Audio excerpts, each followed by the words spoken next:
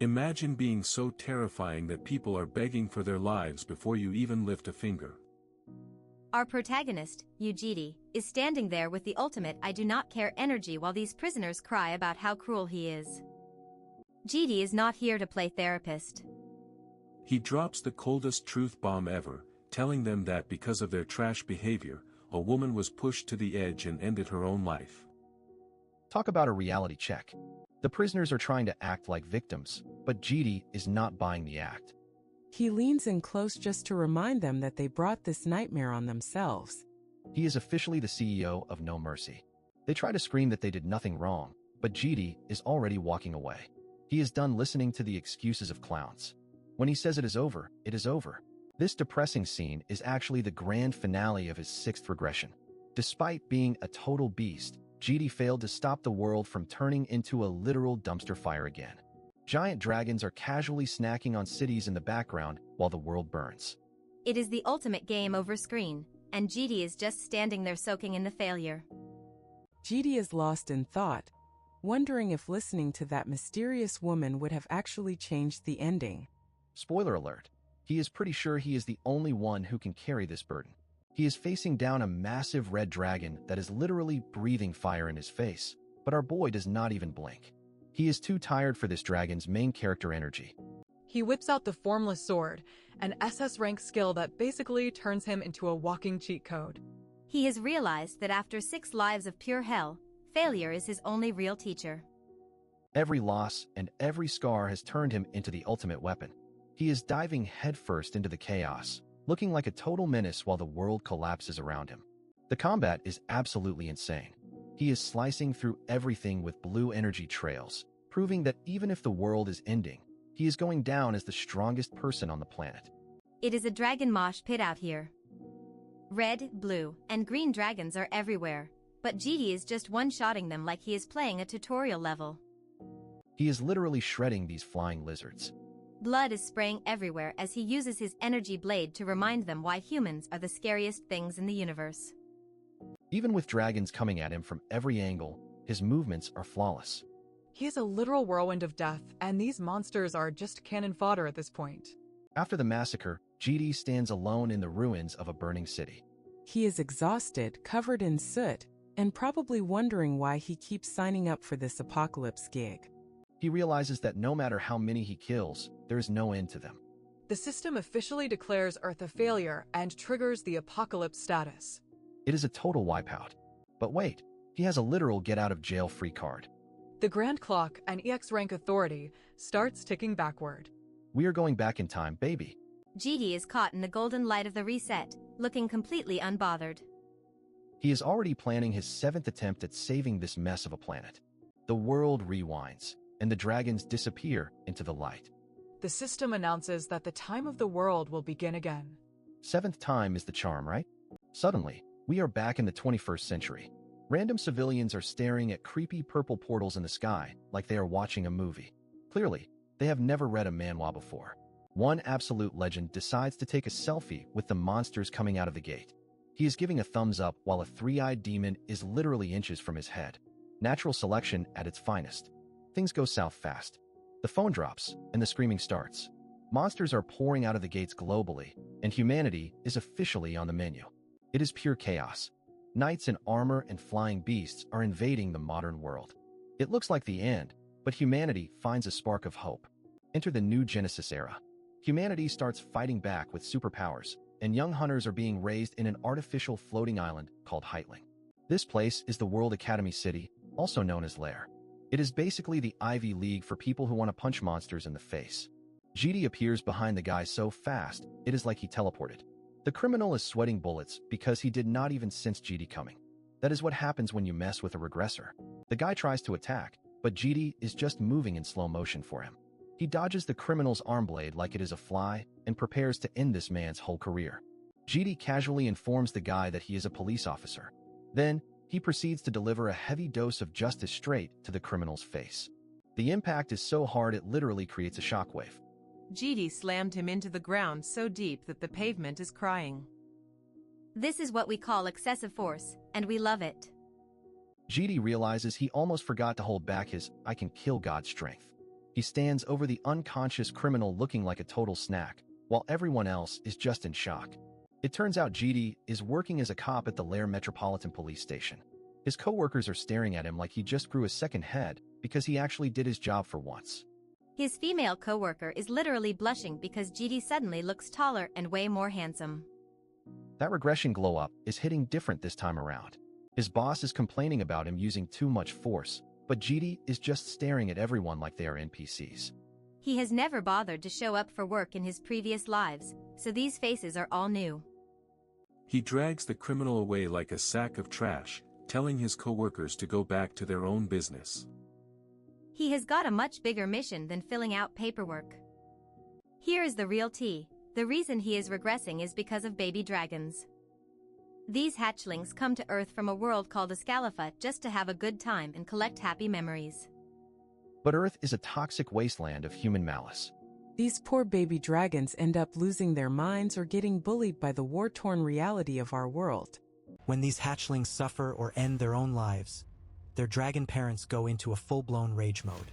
That is what triggers the apocalypse every single time. Humanity's bad vibes are literally ending the world. GD is already at max level and cannot get any stronger.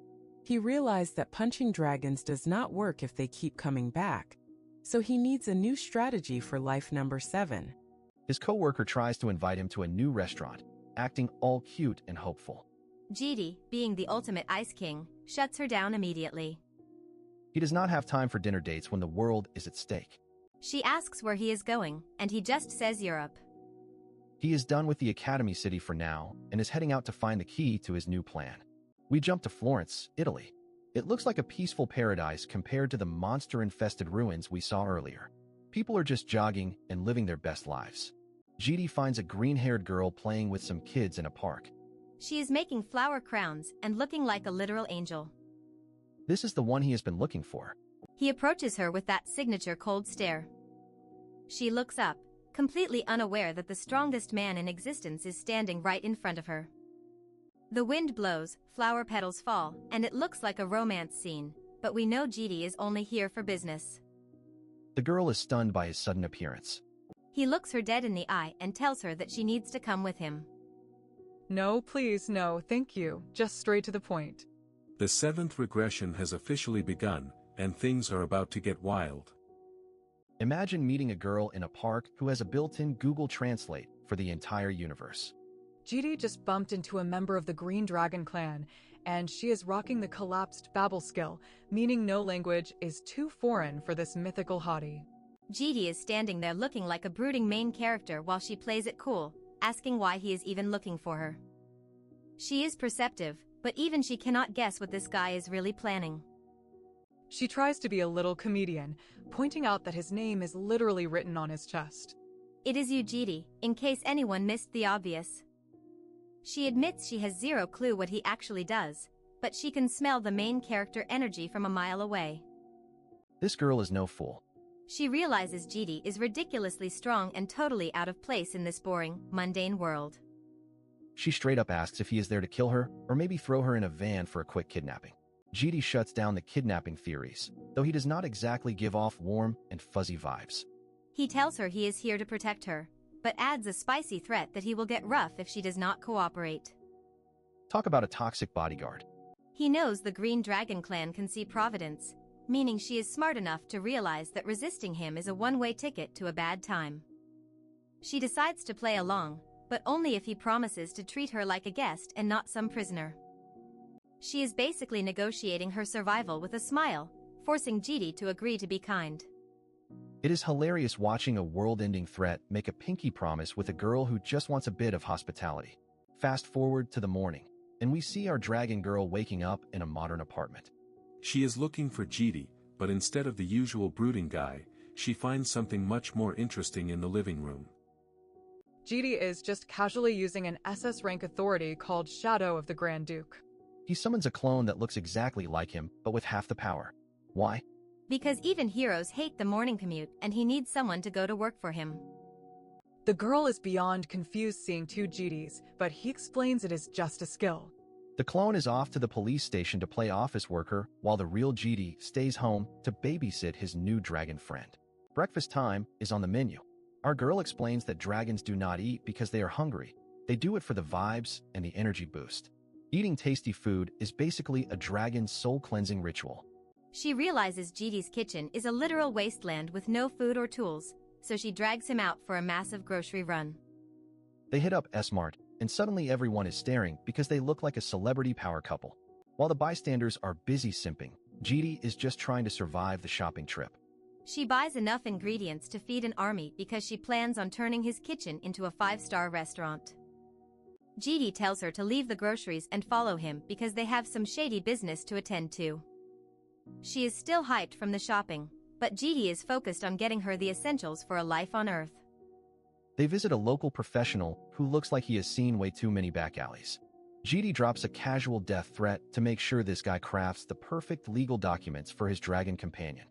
And just like that, she is no longer a nameless dragon. She gets a resident registration card under the name UBOM. She is officially Jidi's little sister in the eyes of the law, and she is obsessed with her new ID. Jidi explains that her name means spring, part of his master plan to name the 4 dragons after the 4 seasons. It is actually a pretty wholesome moment for a guy who usually looks like he wants to punch the sun. BOM admits that her dragon instincts are screaming that Jidi is a dangerous monster, but she chooses to ignore them. She looks him in the eye and tells him she thinks he is actually a good person. The delusion is real. She claims her intuition is top tier because of her clan, but Jidi is just stunned. In all his previous regressions, he has never seen a member of the Green Dragon clan smile like this. The timeline is officially broken. As the sun sets, BOM is all smiles, promising to cook him a legendary dinner. Jidi watches her and thinks that maybe, just maybe, this start is not as bad as the previous failures. We suddenly warp to a wasteland in Africa where the vibes are definitely not wholesome. Some bald guy is getting his face rearranged by a red-haired girl who clearly chose violence for breakfast. This red-haired psycho is a total battle junkie. She just secured her 199th consecutive win, and she is literally stepping on her opponents like they are trash.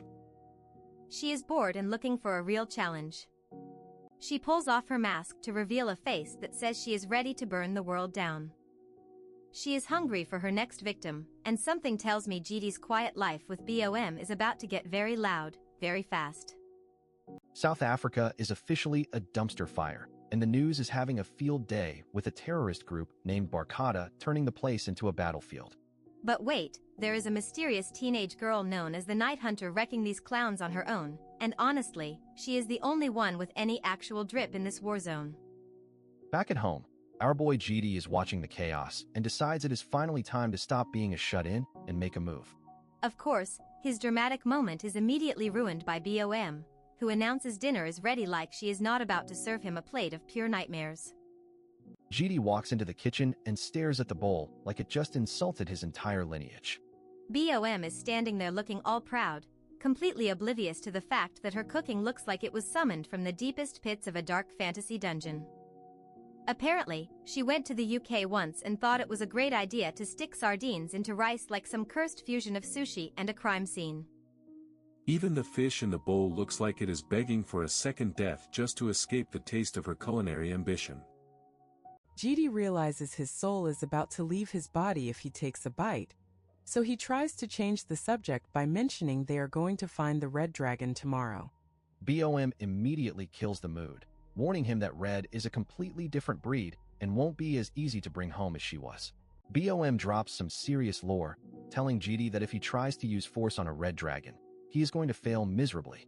For them, being forced into submission is a fate worse than death, so he better bring a better plan than just flexing his muscles. Jidi reveals the stakes are higher than BOM's cooking standards because someone is actively hunting Red down. If they do not step in and play hero right now, the local battle maniac is going to end up as a trophy for some mysterious knight who looks like he walked out of a Dark Souls boss room. She agrees to help, but because she is a low-key sadist, she has one condition. She flashes him a smile that says, "I own you now," and tells him he has to finish every single bite of that sardine disaster before they leave. Jidi looks at the purple glowing rice and realizes he just signed a contract with the devil. He tries to put down his spoon like a coward, but BOM catches him immediately, proving that even a dragon can be a terrifying helicopter parent when it comes to dinner time. Our legendary warrior is officially defeated by a bowl of fish. He sits there questioning every life choice that led him to this table while Biom watches him suffer with the purest, most terrifying smile you have ever seen. Cut to Africa, where the Red Dragon Girl is busy turning terrorists into landscape decorations. She is basically a one-woman natural disaster, standing over a mountain of bodies and complaining that these guys are way too weak to give her a decent workout. She just secured her 199th victory and she is bored out of her mind. Honestly, the level of disrespect is insane as she walks through the ruins, looking for anyone brave or stupid enough to actually challenge her. The elite SAN forces are hiding behind walls like they are playing a horror game, calling her a battle-crazed monster. Their boss is desperately hoping for backup to arrive, but before he can even finish his sentence, Red pops up behind them like a jump scare from a nightmare. She asks them what they are whispering about and the poor guys almost jump out of their skin. They try to react, but she is already swinging, telling them it is far too late to start playing soldier now that the real monster is in the room. One of them tries to blast her with a manhua attack, but Red just slashes through it like she is cutting a birthday cake. The sheer difference in power is staggering, and the soldiers realize they are not fighting a girl, they are fighting an act of God. She is absolutely relentless, tearing through their defenses with a grin that would make a shark nervous. Every time they think they have an opening, she just proves that their best efforts are basically nothing more than a minor annoyance to her. The soldiers are losing their minds as she effortlessly negates their attacks. They finally realize why she is called the Night Hunter, but understanding their doom doesn't make it any less terrifying as she prepares to finish them off. Suddenly, a wild rank 8 superhuman appears. Meet Javier Karma, the heavy hitter from the African Union, who actually looks like he might have a pulse. He tells his men to fall back with the wounded while he prepares to face the pint-sized disaster himself. Red is actually impressed for once, noticing that Javier's energy is no joke. She finally takes off that skull mask, revealing that she only wore it because people were too busy staring at her face to actually fight her properly. Imagine being so beautiful it breaks the game's combat mechanics. She laughs off the power gap, basically telling Javier that she would rather die in a glorious blaze of violence than surrender like a coward. She is the ultimate red flag, but you have to respect the commitment to the grind.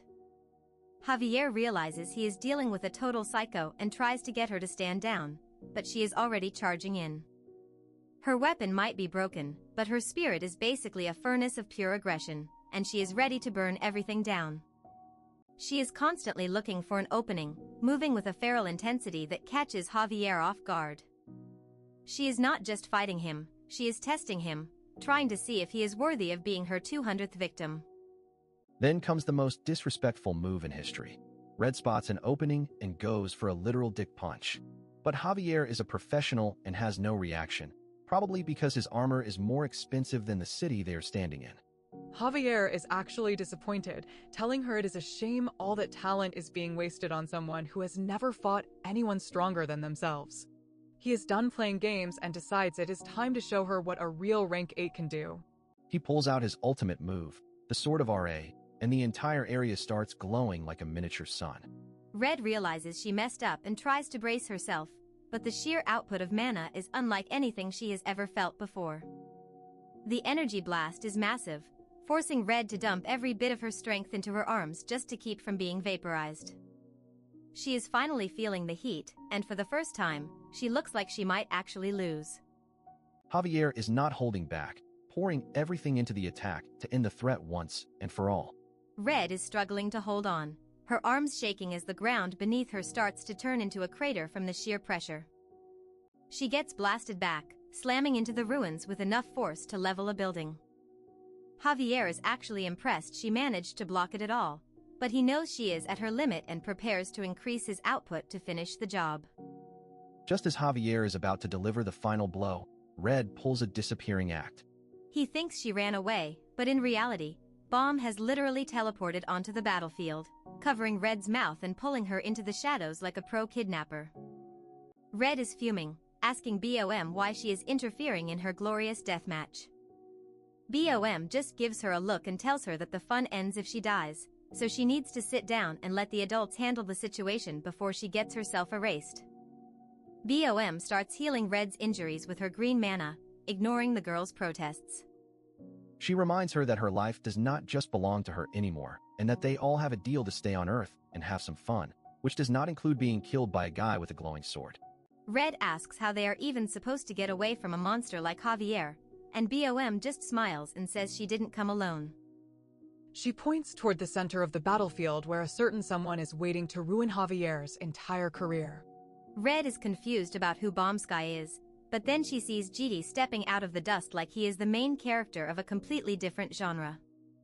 He looks bored, dangerous, and way too calm for someone standing in front of a rank 8 superhuman. Javier stares at GD, feeling a confusing and terrifying energy coming from him that makes zero sense. He asks GD who the hell he is, probably hoping this guy is just a lost tourist and not the end boss of his life story. Meanwhile, in another part of the world, a mysterious blonde girl is sniffing the air like a bloodhound.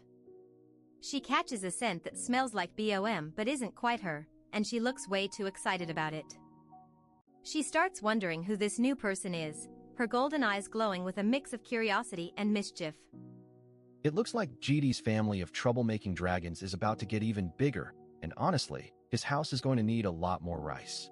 Imagine being an elite investigator and finding a guy who claims he is just a chaperone for a girl who literally just leveled a city block.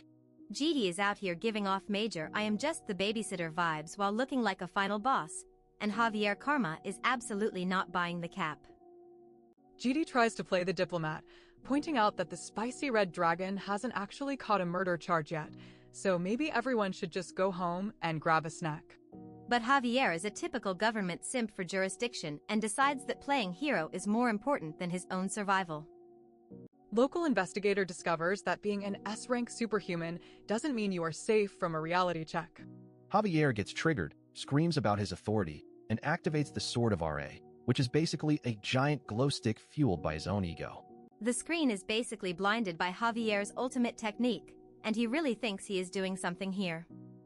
He is putting his whole soul into this attack, hoping to vaporize the man who is clearly out of his league, but spoilers, it is not going to work out for him. In the middle of all that fire and light, GD just decides to turn off Javier's relevance. He vanishes and pulls the classic nothing personal kid move, reappearing right behind the investigator before the poor guy can even finish his sentence. Javier realizes he is in deep trouble when his high-ranked senses tell him there is a monster breathing down his neck. The Sword of RA is still out here looking pretty, but the man holding it is currently shaking in his boots as GD prepares to drop a truth bomb. GD tells him to listen quietly, and this is where the psychological trauma begins. He starts describing a future where Javier is a literal vegetable, losing his limbs and his eyes to a monster he wasn't fast enough to stop. It is cold, it is savage, and it is absolutely terrifying. The mental assault is so intense that Javier is basically experiencing his own death in real time. GD isn't even touching him yet, but he is already dismantling the man's sanity, promising him a life of darkness and regret if he keeps trying to play the hero. Physical wounds? Those are easy to heal in this world. But GD is an expert at imprinting primal fear that no doctor can fix. He decides to wipe Javier's memory of the conversation but leaves the soul-crushing terror behind as a little souvenir for his arrogance. The red dragon is watching all of this with her jaw on the floor, realizing that the guy she thought was a weak human is actually a nightmare in human skin. GD turns to her and offers a deal: live in his house, get protection, and have whatever she wants, as long as she obeys the king. BOM, our resident green dragon, has to step in and play the big sister role because Red is currently having a mental breakdown. GD officially rebrands her as Euyorium, named after the summer season, which is honestly too cute for a girl who was just trying to burn everything down. Plot twist of the century. The GD we just saw bullying an S-rank investigator was actually just a clone this whole time. The real GD is currently on a jungle safari in the Amazon, proving that he can ruin your life and go on vacation at the same exact time. While his clone is babysitting dragons in the city, the real GD is tracking down the next sister.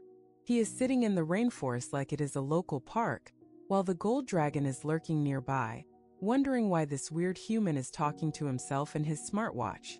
We get a flashback to the gold dragon's past lives, where she was basically a superstar idol who lived for the applause. She was the center of attention, but as we all know, fame in the dragon world usually ends with a lot of fire and a lot of dead fans. Being loved by many is glamorous until you realize that humans are actually obsessed weirdos. Goldie chose isolation in the jungle because beasts and bugs are way less creepy than fanboys who follow you home. She is currently obsessed with human tech, which is basically her only hobby left. GD calls her out for hiding, and she is shocked that he knows she is a dragon. She tries to act tough, but she is basically just a blonde girl in a white dress who is lonely as hell. When he mentions he knows the green dragon, she starts sniffing him like a confused puppy. Goldie admits that humans are scary, not because they are strong, but because they are persistent and have zero boundaries. She is tired of the weird looks and the stalkers, which is why she is living in the middle of nowhere like a survivalist. GD asks the most important question. Does she like bread? She tries to maintain her dragon dignity, claiming she doesn't need to eat, but GD just snaps his fingers and opens a portal to a literal carb-filled subdimension. The smell of fresh pastries is the ultimate dragon repellent, or in this case, dragon bait. He pulls out a bag filled with donuts and blueberry egg tarts, and Goldie's "I am a majestic creature" act evaporates faster than a drop of water on a hot stove. GD tells her to stop being a jungle hermit and come live with her sisters where it is safe and, more importantly, where there is unlimited dessert. She tries to remember what her mom said about following strangers, but her stomach is making the executive decisions now. Welcome back to the concrete jungle where dragons are the new neighbors. We start with a beautiful view of the city, but don't let the scenery fool you, because things are about to get chaotic. Meet our resident red-haired menace, Urium. She is chilling on the balcony looking like she is done with life, and honestly, standing there with a cigarette in her mouth is such a mood. Suddenly, we get a glimpse of some serious trauma. A hooded figure and a terrifying glare from GD make her realize she is in deep trouble. Her only internal response? A very relatable fuck. While Red is busy having an existential crisis, BOM is watching her from the shadows. She looks innocent, but in these stories, the quiet ones are always the ones you need to watch out for. Enter the gold dragon, Gol, who is basically a walking stomach. She is following GD home because he has the good snacks, and she is currently obsessed with the sausage rolls from this world. She takes one bite of a macaron and basically sees God. She claims this crunchy on the outside, soft on the inside magic is way better than anything back in her home world of Escalifa. BOM welcomes them back with that fake nice energy we all love to hate. She immediately starts complimenting Gol on how pretty she has gotten, and you can practically feel the awkwardness in the air. Gol is a total softie and goes in for the big sister hug. She is shocked to find out BOM is already living here with GD, probably wondering what kind of harem situation she just walked into. Red finally decides to join the party, looking absolutely miserable. GD just gives her the cold shoulder, and you can tell these two are going to be a match made in hell. Gol immediately starts nagging Red about her smoking habit. She is out here giving a health lecture to a literal dragon, telling her that red dragons always do things that are bad for them. Red has zero patience for this little chicklet.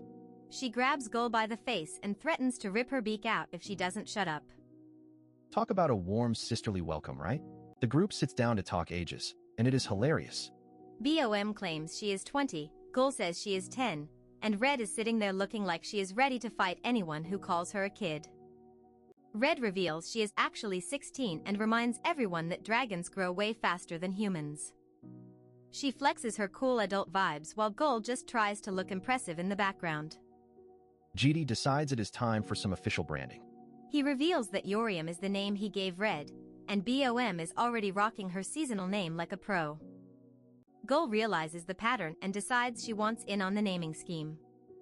GD confirms her name will be Yugol, representing fall, because apparently they are a seasonal idol group now. GD points to the blue dragon egg and says its name will be Joel, the winter season. He warns them that it is a polymorph, and they need to be careful because the birth is coming soon. Now for the fun part, the rules. GD puts his foot down and tells them they have to stay within the fence of his supervision. No sneaking out and no secrets allowed in this house. Red is not a fan of this total surveillance. She straight up asks GD if he is a commie for wanting to control everything they do. The look on their faces is priceless as they realize GD isn't joking. To get them integrated into society, GD decides they need a shopping trip.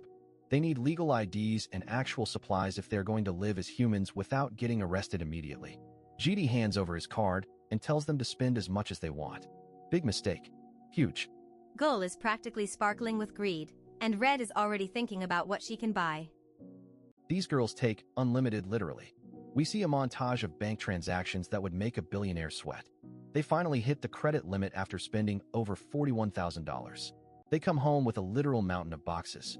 Gul feels a tiny bit bad about the credit limit, but mostly she is just excited to show off her new wardrobe to Mr. GD. Gul goes into full fashion show mode.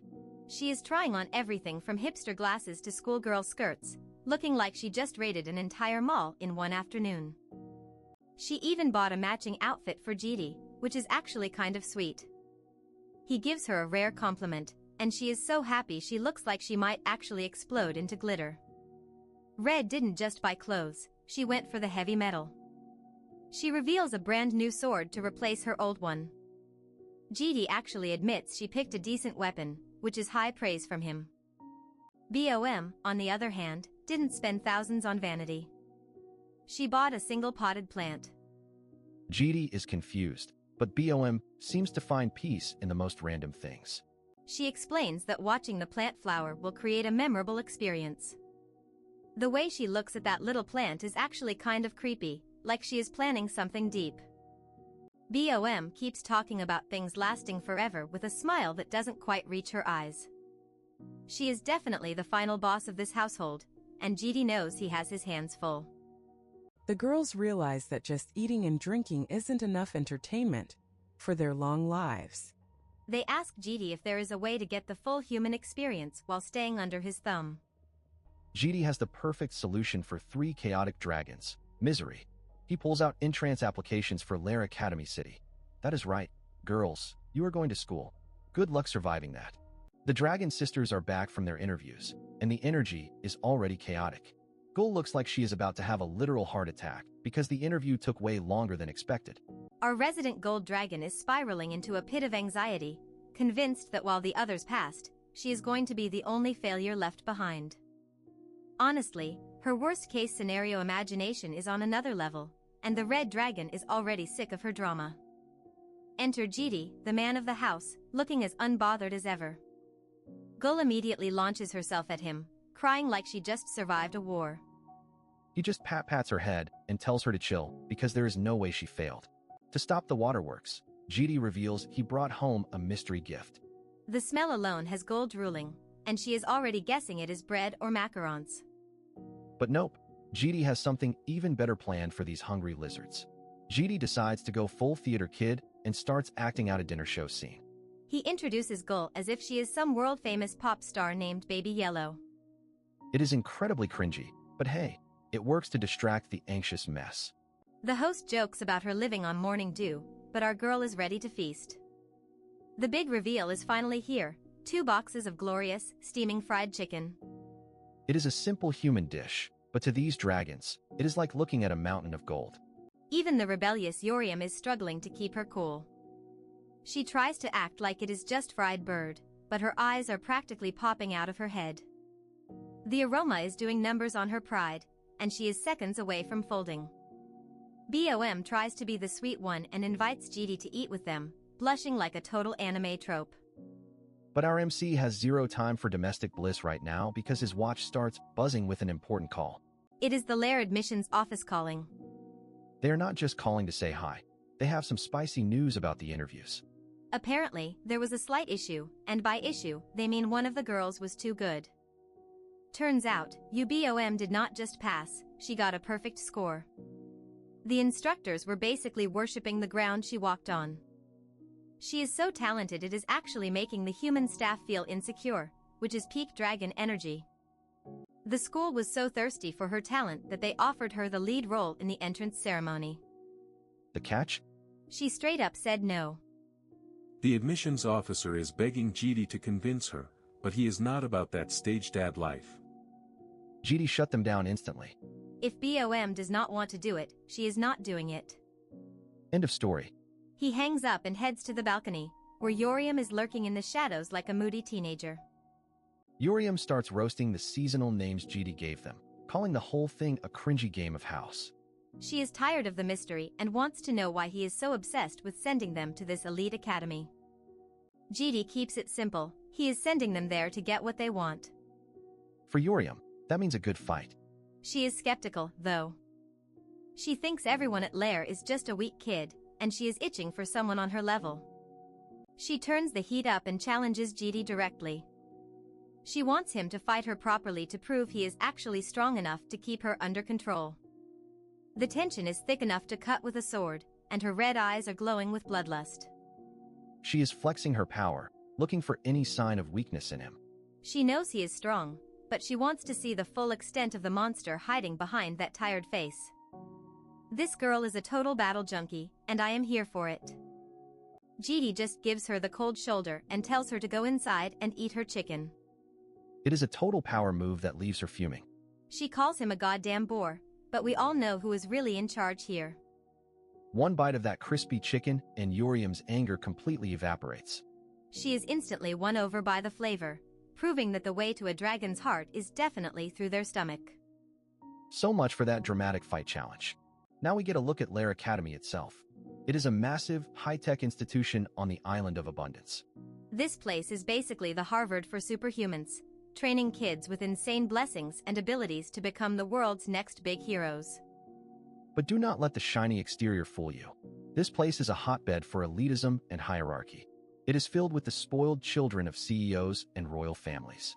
If you are not a genius or a noble, you are basically dirt under their expensive boots. Gul and BOM are already rocking their new uniforms, and they look adorable. Gul is convinced GD must be some secret billionaire's kid because of how much money he dropped to get them in. I mean, he does have that mysterious sugar daddy vibe. The relief of being accepted is hitting them hard. They are just happy to be staying together, but there is one person missing from the fashion show. Urium had to go to the Blue Dragon School for her practical exams, and GD went with her. GD is acting as her chaperone, which is basically a fancy word for babysitter. Lair requires adults to supervise these immature superhumans so they do not accidentally level a building when they get cranky. And let us be real, Urium is a walking disaster. BOM explains that Urium's test involves dueling other cadets. Gul is hyped to go watch the carnage, but apparently, it is a closed-door event. No fans allowed, which is a total bummer for our little gold dragon. The other students are already whispering about the new girls, wondering which noble house they belong to. They are attracting attention just by existing. These dragons are about to turn the social hierarchy of this school upside down. Over at the Blue Dragon Arena, the fighting is already intense. Cadets are swinging wooden swords and slamming each other into the ground. It is a brutal display of skill, but compared to what our dragons can do, it is basically a playground scuffle. Enter head Professor Yuen. He has got long silver hair and that classic, I am too polite to be a good guy energy. He introduces himself with a smile that definitely does not reach his eyes. Total red flag, if you ask me. The crowd is simping for him because he is a rich war hero, but GD just stares him down. The announcer calls for numbers 124 and 7 to enter the ring. It is finally time for the main event, and the atmosphere is electric. Urium steps into the cage, looking like she would rather be anywhere else. Her opponent is a blonde girl who looks serious, but Urium is already gripping her sword with a terrifying intensity. She is bored and looking for any reason not to just walk away. She warns her opponent that this better be interesting, or she is out of here. The look in her eyes says she is ready to end this in 5 seconds. These poor human students have no idea the absolute monster they just let into the arena. Our girl Urium is officially over it. She is out here looking for a good time, and if this duel is anything less than peak entertainment, she is packing her bags and running away from home. Talk about dramatic. The crowd is already buzzing, and the betting pool is getting spicy. Most of these simps are putting their money on Sofia Vorkova because she has that prestigious aura, while others are just picking based on who is more their type. Idiots. But hold up, Sophia is not just some pretty face. She is a graduate of RIL, and if you know anything about Russian hunters, you know they do not play around. We are talking about Russia's elite task force that basically carried the Great War on their backs. Their training methods? Closer to literal torture than actual practice. These guys are built different, and covered in scars to prove it. Back in the arena, Sophia's dad, Mikhailov, is losing his absolute mind with anxiety. He is screaming like a soccer mom at a middle school game, and Sophia is visibly dying of embarrassment. Honestly, same. Yoriam smells blood in the water and starts the psychological warfare immediately. She tells Sophia to just surrender and run back to her daddy, calling her a spoiled little papa's girl. The disrespect is legendary.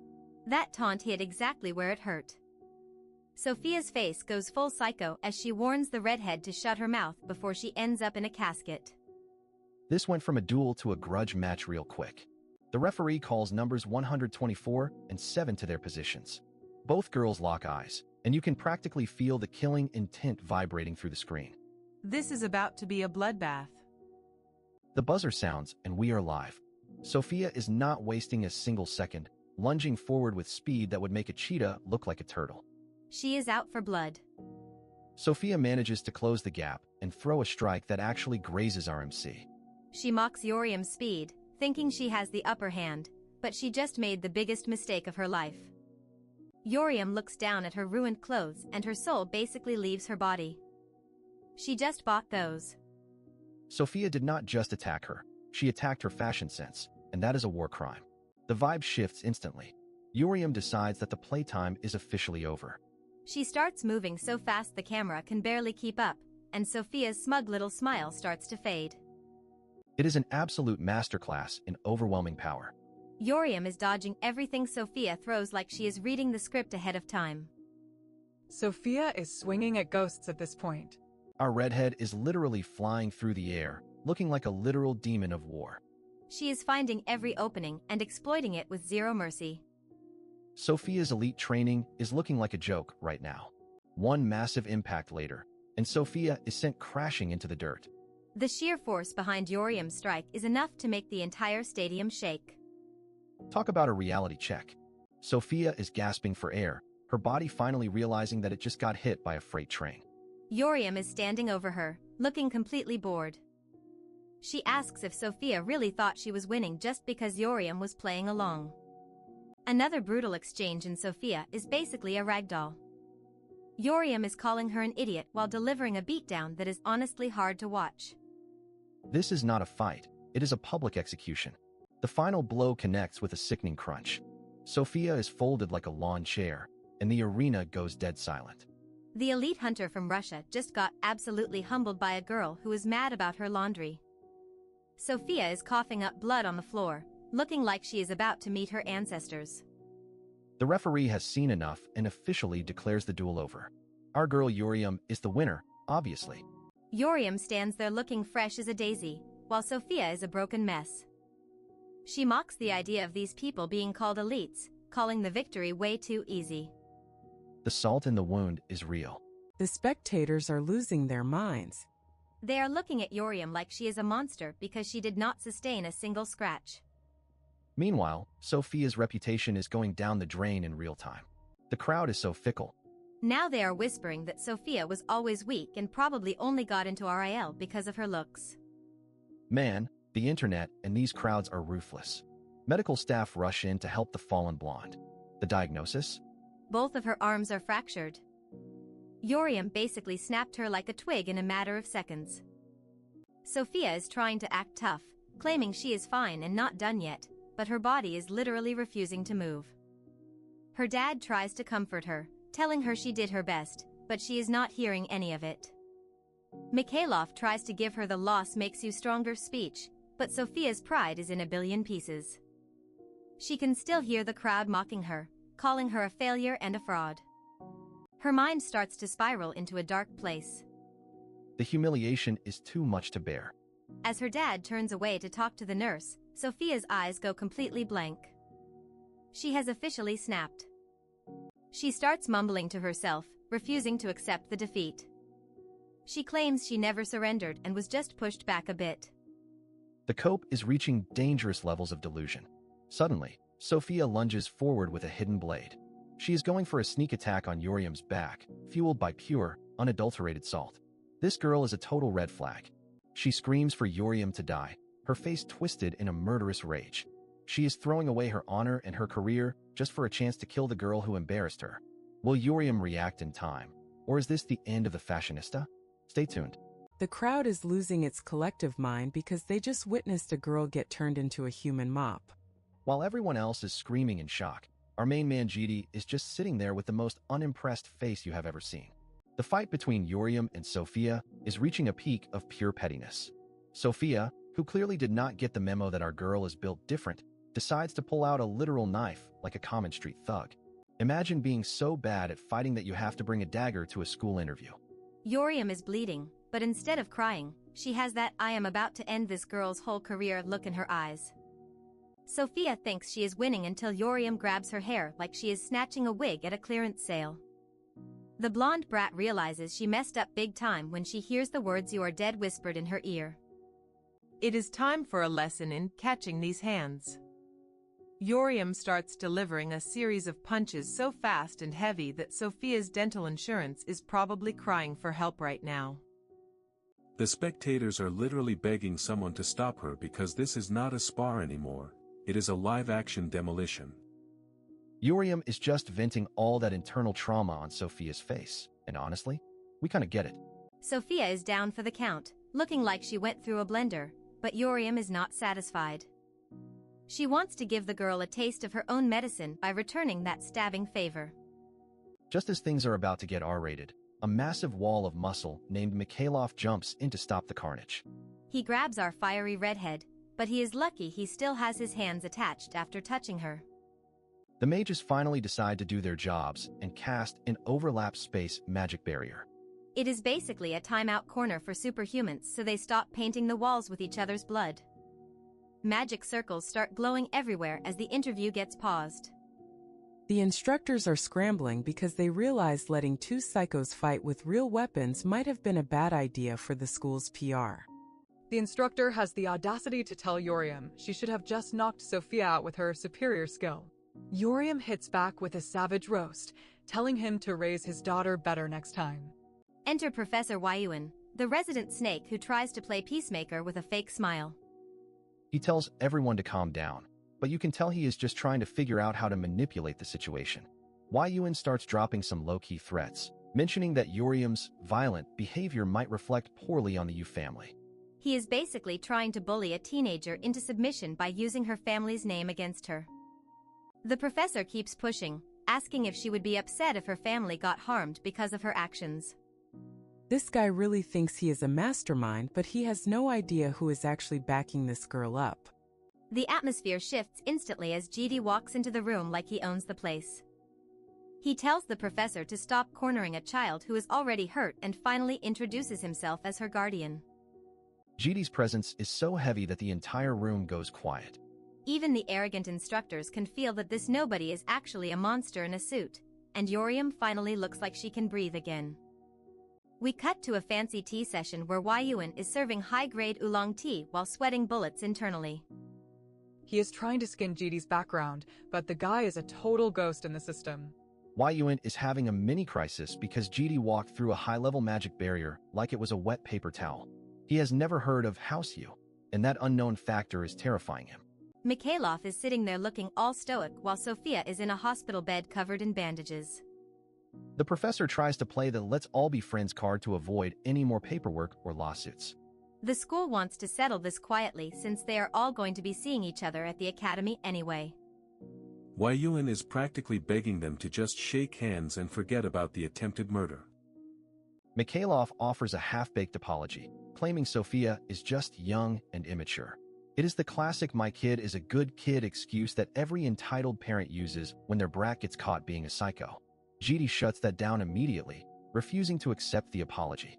He points out that the parents' words mean nothing when the child was the one trying to commit a crime, and Mikhailov's ego takes a massive hit. The big guy tries to flex his status in the RIL organization, asking GD if he knows who he is messing with. GD just looks at him like he is a piece of gum on the bottom of his shoe, completely unimpressed. GD asks the most logical question ever. Why didn't a pro like Mikhailov stop his daughter from charging at someone with a knife?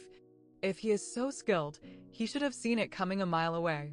Our MC goes for the jugular, calling Mikhailov an embarrassment to his profession for using his child's lack of control as an excuse.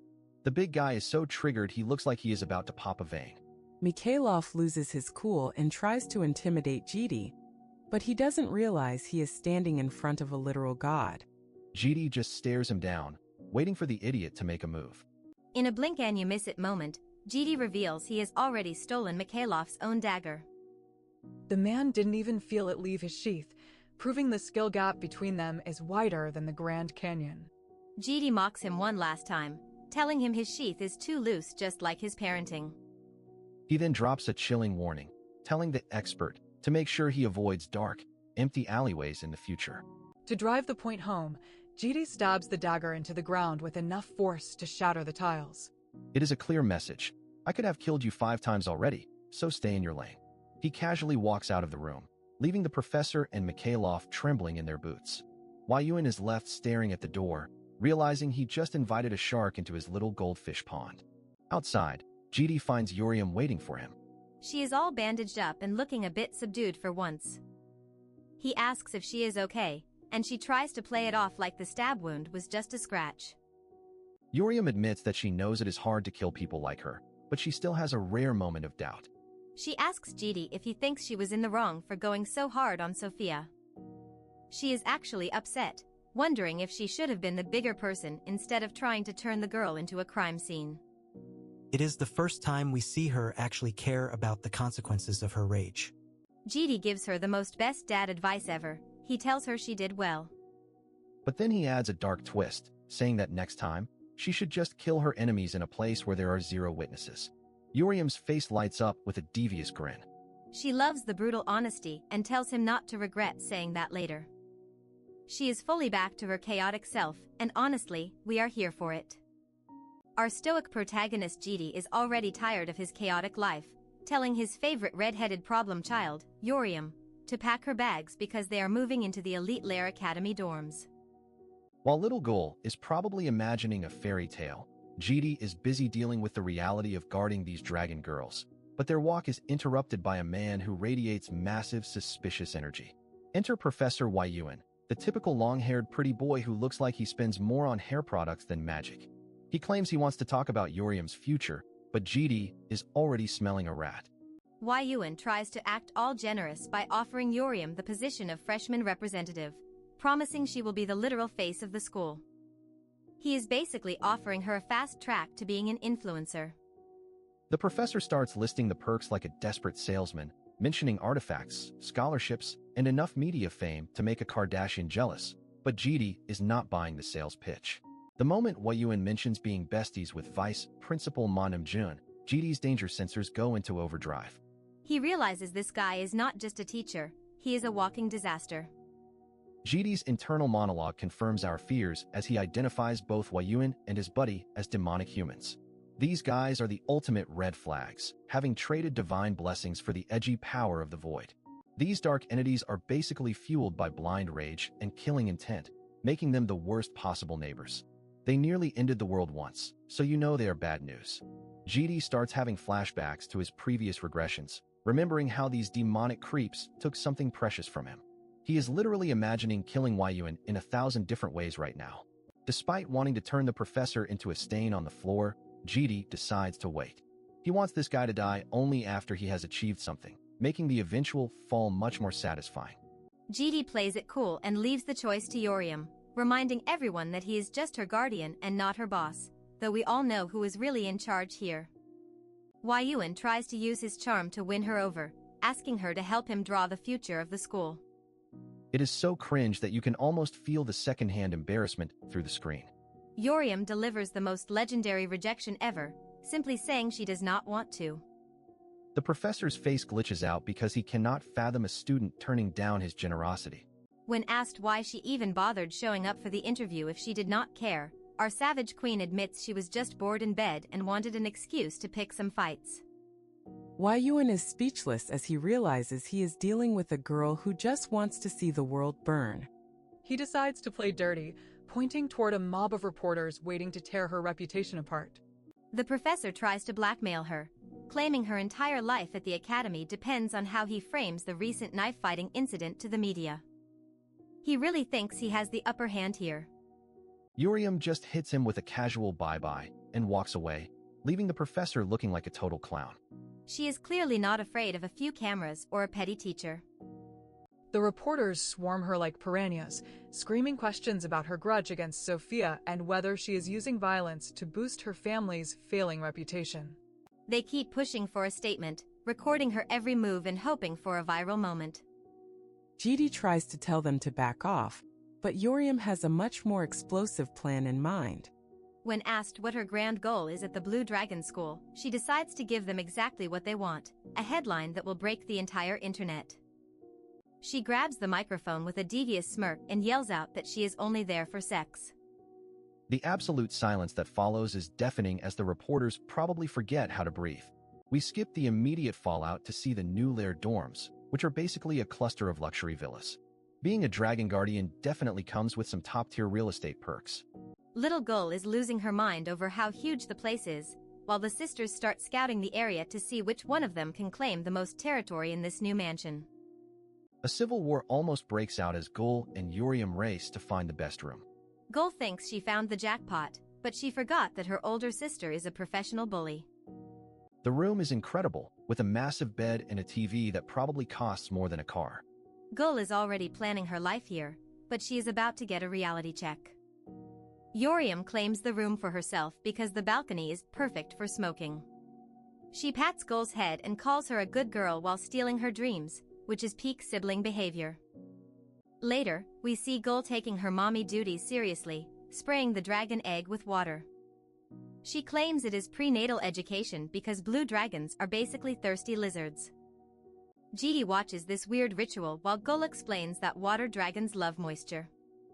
It is cute until you remember that this egg is actually a powerful mythical being and not a houseplant. BOM shows up to ruin the peaceful vibes, revealing that Urium's interview has gone viral. The comments are a mix of people being offended and others calling her a refreshing icon of chaos. BOM decides to have some fun and tells Gull it is time she learned about the birds and the bees. Her face turns into something out of a horror movie as she prepares to traumatize the poor girl. Gull starts screaming for GD to save her from the education, but he just stands there like a statue while the house descends into pure madness.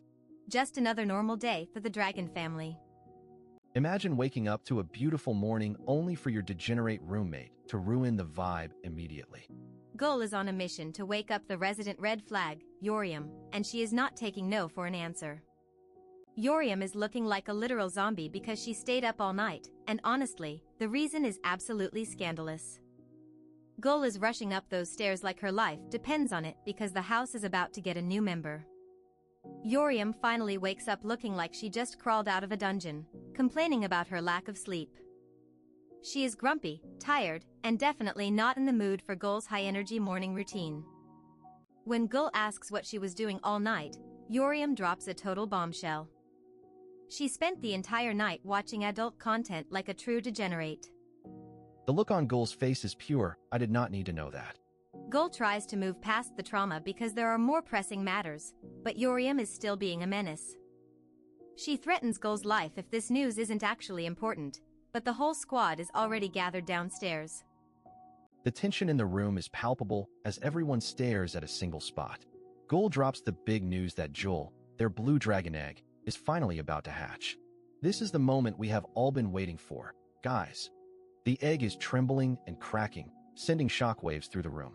But for our MC GD, this isn't just a cute moment. Seeing the birth of a new life triggers a massive wave of PTSD from his previous hellish timelines. Suddenly, we are thrust into a dark, gritty flashback. GD remembers a time when life wasn't so beautiful. He is back on a bloody battlefield, and a dying mother is desperately reaching out to him with a final, tragic request. This is peak trauma, guys.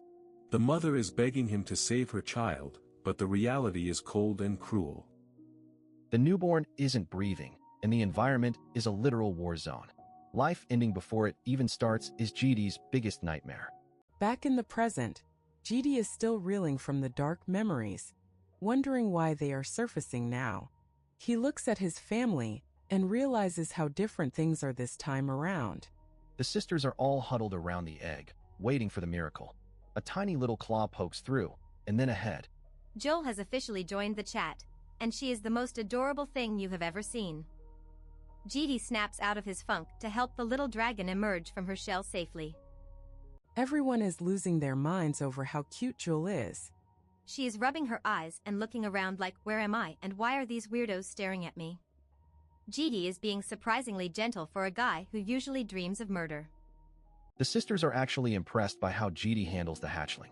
He looks like a seasoned pro, but he just brushes it off like it is common knowledge. He even offers to let BOM hold her, but he is staying low-key about his skills.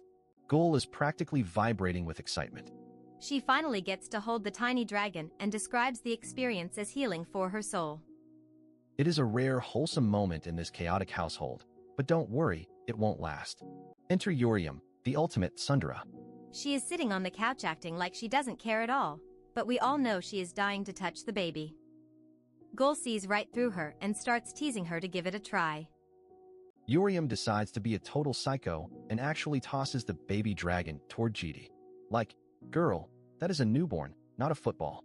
Joel is midair looking absolutely terrified while Yoriam just wants to see GD panic. GD doesn't even flinch. He catches Joel effortlessly with one hand, completely ruining Yoriam's plan to see him lose his cool. He is just built different, and Yoriam is left looking like a total clown for her reckless stunt. Yoriam admits her only goal since moving in was to see GD panic, but she failed miserably again. Gul is screaming because she thought the baby was a goner. Honestly, Yoriam is a top-tier menace and we love to hate it. Since Joel is already in his arms, BOM suggests GD should just pet her. He hesitates for a second but then gives in, and the scene is so precious it could melt a glacier. Even our cold MC can't resist the dragon baby charm. BOM is the secret mastermind of the group and she immediately pulls out a camera to capture this rare moment.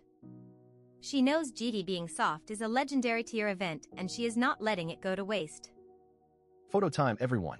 BOM takes it a step further and puts a red rose on GD's head and a blue one on Joel. It is peak cringe, but also peak wholesome.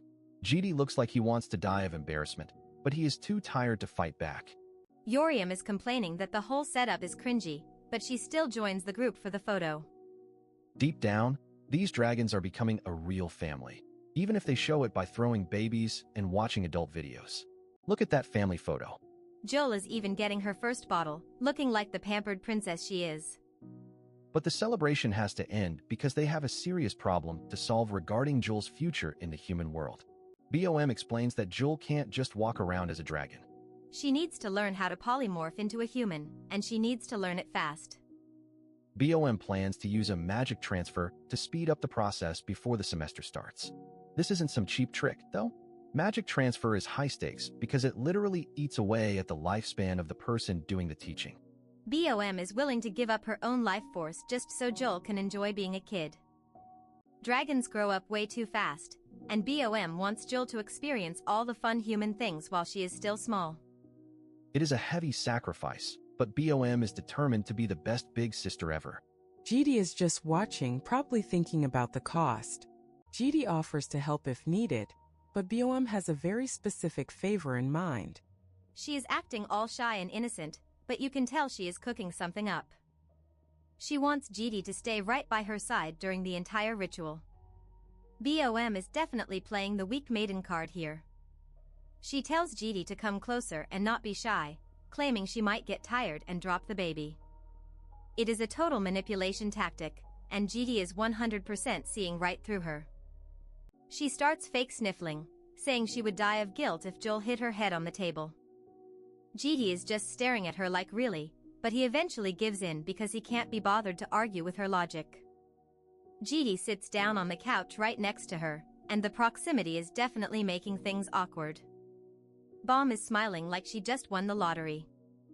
She is a low-key genius when it comes to getting what she wants from our MC. BOM suddenly complains that the couch is hard, which is a total lie since it is full-grain leather. She is just trying to find any excuse to get closer to GD. The tension is rising, and even the baby dragon is confused by the vibes. Finally, the games end and the real work begins. BOM starts the mana flow, and the room is filled with a bright, magical glow. The intense process of teaching Joel her first human spell is underway, and things are about to get magical. A few days after that insane mana transference ceremony, and our girl BOM looks like she has been through a blender. She is literally leaking mana and can barely stand, while GD just stands there like the cold-blooded MC he is, telling her she did a good job. BOM tries to wobble her way to her room, reminding him to feed and burp the newborn Jul, but her legs give out. Before she can eat the floor, GD swoops in for a Princess Carrie. Look at her face, she is turning redder than a tomato. She tries to play it cool with a joke about being heavy, but GD drops a rare sweet line, telling her she is light. It is a total critical hit on her heart. He tucks her into bed and leaves her to recover from the mana drain. Suddenly, the scene shifts and we see mana swirling around. Is GD in two places at once? We see a figure that looks exactly like him, but something feels off. This is where the plot thickens and the logic starts to break. The mysterious figure stares into the void. This is not just some random twin trope. It is something way more high level. The energy coming off this guy is pure final boss vibes, yet he is just chilling in a casual outfit. The team leader is flashing a corporate card like a total baller, offering a celebratory dinner, but our GD shuts it down immediately. He is leaving early, and the coworkers are already smelling a scandal, teasing him about a secret girlfriend. He walks away while they scream about trust issues in the background. But here is the kicker. The guy at the police station is actually a shadow clone. The shadow of the Grand Duke is currently pulling a double shift for the real GD. This skill is no joke. It belonged to the Grand Duke of the Demon World, a literal monster who used it to rule entire kingdoms from a distance. GD just casually killed him, took the skill, and now uses it to avoid office small talk. Absolute legend. The clone meets up with the real GD at a park. GD is sitting on a bench, looking like a tired stay-at-home dad. The clone bows and calls him my lord, which is a bit much for a public park, but we will roll with it. Check out Jul. The baby dragon has polymorphed into a human child and even got a fresh haircut. She is sitting there looking precious, making everyone in the park think they are looking at the world's most perfect father-daughter duo. The clone offers to hold the baby, but Jul gives it a look that could kill. GD explains that she can walk on her own and does not need to be coddled. This kid is barely a few days old and already has more attitude than most adults. The clone is confused as to why GD brought a baby to a secret meeting. GD is just exhausted, explaining that BOM is stuck in bed. Urium is a violent red flag who refused to babysit, and Gul is, well, Gul. He had no choice. Now the clone starts having an existential crisis. It has all of GD's memories and emotions, and it is starting to question its mission. It was built for assassination and war, not for filling out police paperwork and dealing with annoying co-workers. We get a glimpse into the clone's past lives. Every other master used its power to slaughter enemies or expand their influence. But GD? He just wants to live a normal life and take care of a bunch of dragon girls. The clone literally cannot compute this. GD tells the clone to relax. There is a big mission coming soon, but for now, it needs to keep playing the role of a human cop. He even tells it to go grab drinks with the team because soon, they will all be gone anyway. That is some dark foreshadowing right there. As they walk, Joel spots a human kid getting a giant panda teddy bear from their mom. She stares at it with those big, sparkling eyes. Even a baby dragon can't resist the allure of a fluffy toy. GD notices her longing gaze and decides to step up. Instead of going to a toy store like a normal person, GD reaches into the shallowest part of the void. He literally rips a hole in space-time just to pull out a rare blue teddy bear. Talk about over-engineering a gift. Joel is stunned. She takes the blue bear and stares at it like it is the most sacred relic in existence. GD asks if she likes it, but she is too overwhelmed to answer. This is peak wholesome content before the inevitable tragedy hits. Suddenly, Joel reaches up and presses her forehead against GD's hand. It is a deep, instinctual gesture of affection. GD realizes that because of the ceremony, she thinks mana transference and physical contact are the only ways to show love. We see flashes of the ritual and the heavy price paid. BOM is still drained, but the bond created is unbreakable. GD looks at the baby and realizes he is no longer just a warrior. He is a guardian to a creature that does not understand the world yet. The scene shifts to epic, fiery visuals of dragons and war. This is the world GD came from, a place of cogs and destiny. The contrast between this violent past and the quiet park is jarring, showing just how much GD is trying to change. The chapter closes with GD holding Jul as she clutches her void bear. He gives a small, rare smirk. He is playing a dangerous game trying to live a normal life with these dragons. But for a moment, the world is actually peaceful. GD is back from the shopping district, and he brought a weapon of mass destruction. A human form Jul who is so adorable it should literally be illegal. Our boy is just trying to live a quiet life, but the sunset vibes are interrupted by Gul, who is basically a walking radar for hatchling emotions.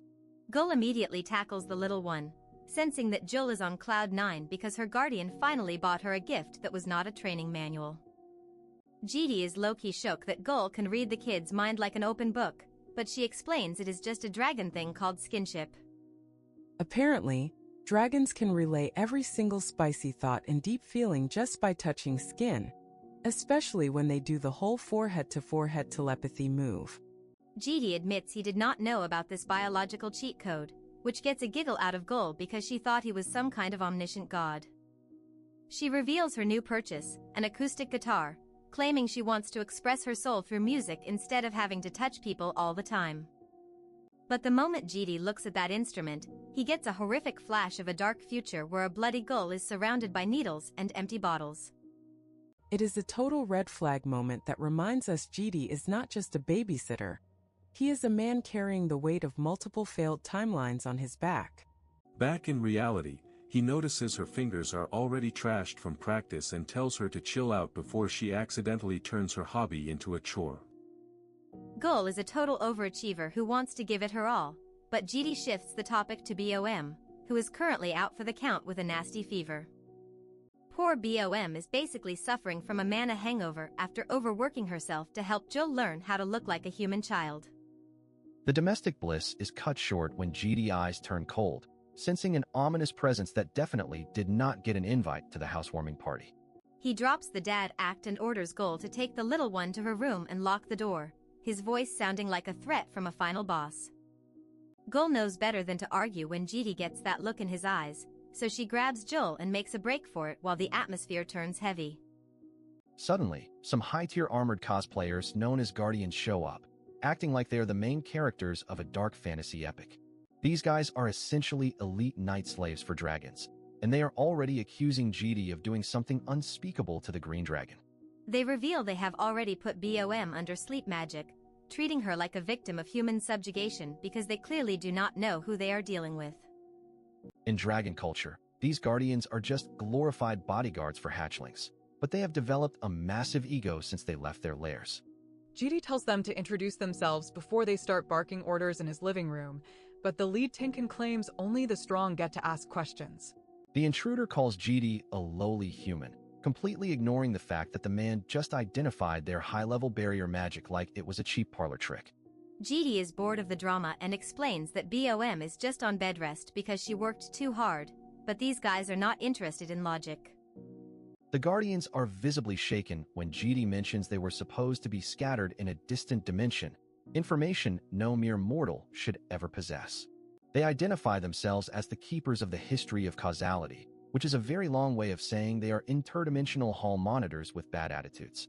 Since they have the moral compass of a brick, they decide that executing GD right now is the only way to save the timeline from his inevitable chaos.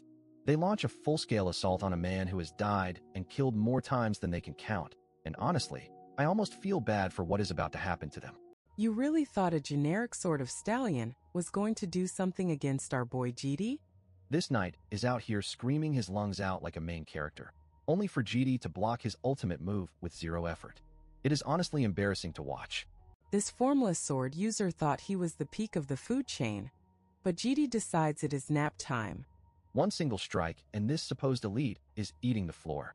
Local human humbles a bunch of tin cans, and we are absolutely here for the disrespect. The rest of the squad is finally starting to use their last 2 brain cells. They realize this isn't some random mortal they can bully. They are looking at a transcendent being who probably eats gods for breakfast, and the vibe in the room just went from subjugation to please don't kill us. GD is just standing there, looking like the final boss he actually is. He is surrounded by these so-called guardians who are now trembling in their boots. It is time for a little Q&A session, and GD is not in a patient mood. RMC wants to know how these losers are even alive. A dimensional collapse should have turned them into cosmic dust, yet here they are, trespassing in his house. He demands to know who gave them a cheat code to survive the wipe. The lead knight starts yapping about something called the twist of dimension. Apparently, their lord tried to open a back door to the nest, but the universe said no and slapped them across the dimensional boundary like unwanted leftovers. We get a glimpse of the absolute chaos that went down. These guys were flung out of their world because the dimensions got warped. Now GD is digging deeper, asking for the juicy details on this twist that messed up his peaceful life. Here comes the lore drop. The knight mentions the horizon of providence. This is the source of all the distortion, and it is a concept so wild that even GD looks a bit rattled. When the MC gets worried, you know things are about to get scandalous. GD is doing some mental gymnastics because this horizon thing never appeared in any of his previous regressions. This timeline is officially going off the rails, and our boy is realizing that his guidebook to the future is now basically useless. The knight claims some mysterious will from beyond that horizon guided them straight to the dragon hatchlings. GD is skeptical, so he decides it is time to use his cheat code eyes to see if this tin can is capping or actually telling the truth. He activates the scales of balance eye, an authority he basically borrowed from a Grand Duke. This eye is the ultimate lie detector, discerning truth from falsehood with zero margin for error. The verdict? This knight isn't lying, which makes the situation even more annoying. GD is internally fuming. He spent countless lives double-checking dimensions to make sure no threats remained, yet this unknown influence is still poking its nose into his business. The knight adds that the guiding will sounded like it was constantly cursing. RMC is gripping his sword so hard you can practically hear the metal screaming. He hates variables he can't control, and this dissatisfied will is a massive red flag. He looks like he wants to punch the concept of fate itself right in the face. Suddenly, his grand clock authority starts acting up. Chains of light erupt everywhere as the skill identifies a twisted flow of time. It is like GD's own powers are sounding the alarm that the timeline is being tampered with by outside forces. The grand clock is not playing around, designating anything from outside the timeline as a hostile enemy. GD stares at the hourglass of destiny, realizing he is now the official janitor of the world's timeline, and he is about to start cleaning very soon. Since he can't fix the timeline shifts this exact second, GD decides to be merciful. He tells the knights to scram. He is already protecting the dragons, so these budget guardians are officially redundant and need to find a new hobby. Most of the knights are tripping over themselves to leave. They know they just survived a meeting with a literal monster. They are waving goodbye like they just got out of a horror movie, happy to still have their heads attached to their necks. But wait, there is always one loyal simp in the bunch. One knight refuses to leave his post, yapping about history and causality. GD is not impressed and decides to give this guy a taste of real pressure by literally stepping on his pride. GD is standing on this guy like he is a discarded rug, asking him one last time if he is going to leave. The knight is struggling to breathe under the weight of GD's aura, but he is still holding onto his loyalty like it's a lifeline. GD reveals he already deleted the other hostile threats and this was just a final exam. The other knights call their buddy a dull fool who doesn't know how to take his freedom when it is offered. They basically tell GD he can do whatever he wants with the idiot. RMC sighs and decides that since this guy is so stubborn about being a guardian, he might as well put him to work. He dispels the killing intent, and the knight is left wondering why he is still alive while his friends are basically disowning him. GD asks why he is so obsessed with the green dragon. The knight admits his loyalty hasn't run out yet. GD points out the obvious. The guy is weak as hell compared to him. If he wants to stay near the dragons, he needs a new job description. The girls come out to see what the noise is about, only to find GD introducing his newest hire. This elite guardian of history and causality is now wearing a pink apron. Congratulations, you are the new house janitor. From protecting dimensions to scrubbing floors, talk about a career peak. Imagine being a legendary warrior from another world just to end up doing the dishes in a pink apron. Our big armored guardian is having a total existential crisis over some soap suds, and honestly, I am here for it. GD is literally the coldest boss in history, telling this powerhouse that his new mission is to be a house janitor. The guardian is out here trying to protect dragons, but GD basically tells him to shut up and grab a mop. If you thought your manager was scary, GD just threatened to straight up destroy him if he misses a spot.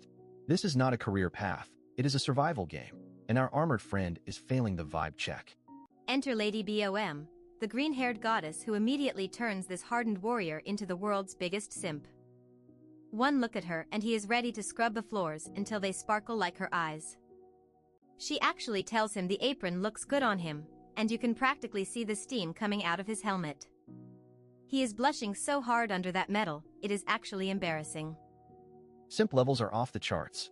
He gets so hyped to serve Lady BOM that he starts breaking the expensive plates while promising to keep her hands dry. Bro, you are supposed to clean the house, not demolish the kitchenware. Meanwhile, we get a massive dose of cuteness as Joel shows off her new outfits. BOM is basically a professional photographer at this point, capturing every single adorable moment of our tiny blue dragon. Joel is trying to act cool, but she cannot hide that tiny smile that is literally melting everyone in the room. Even the janitor is forced to admit she looks perfect in everything. Everyone is a simp for Joel, no exceptions. Goal thinks the janitor has a way with words, but GD is here to kill the mood like a pro. He notices Gull has been practicing the guitar and gives her a look that says stop wasting time without saying a word. Goal tries to play it off as a hobby, but GD is a certified fun hater.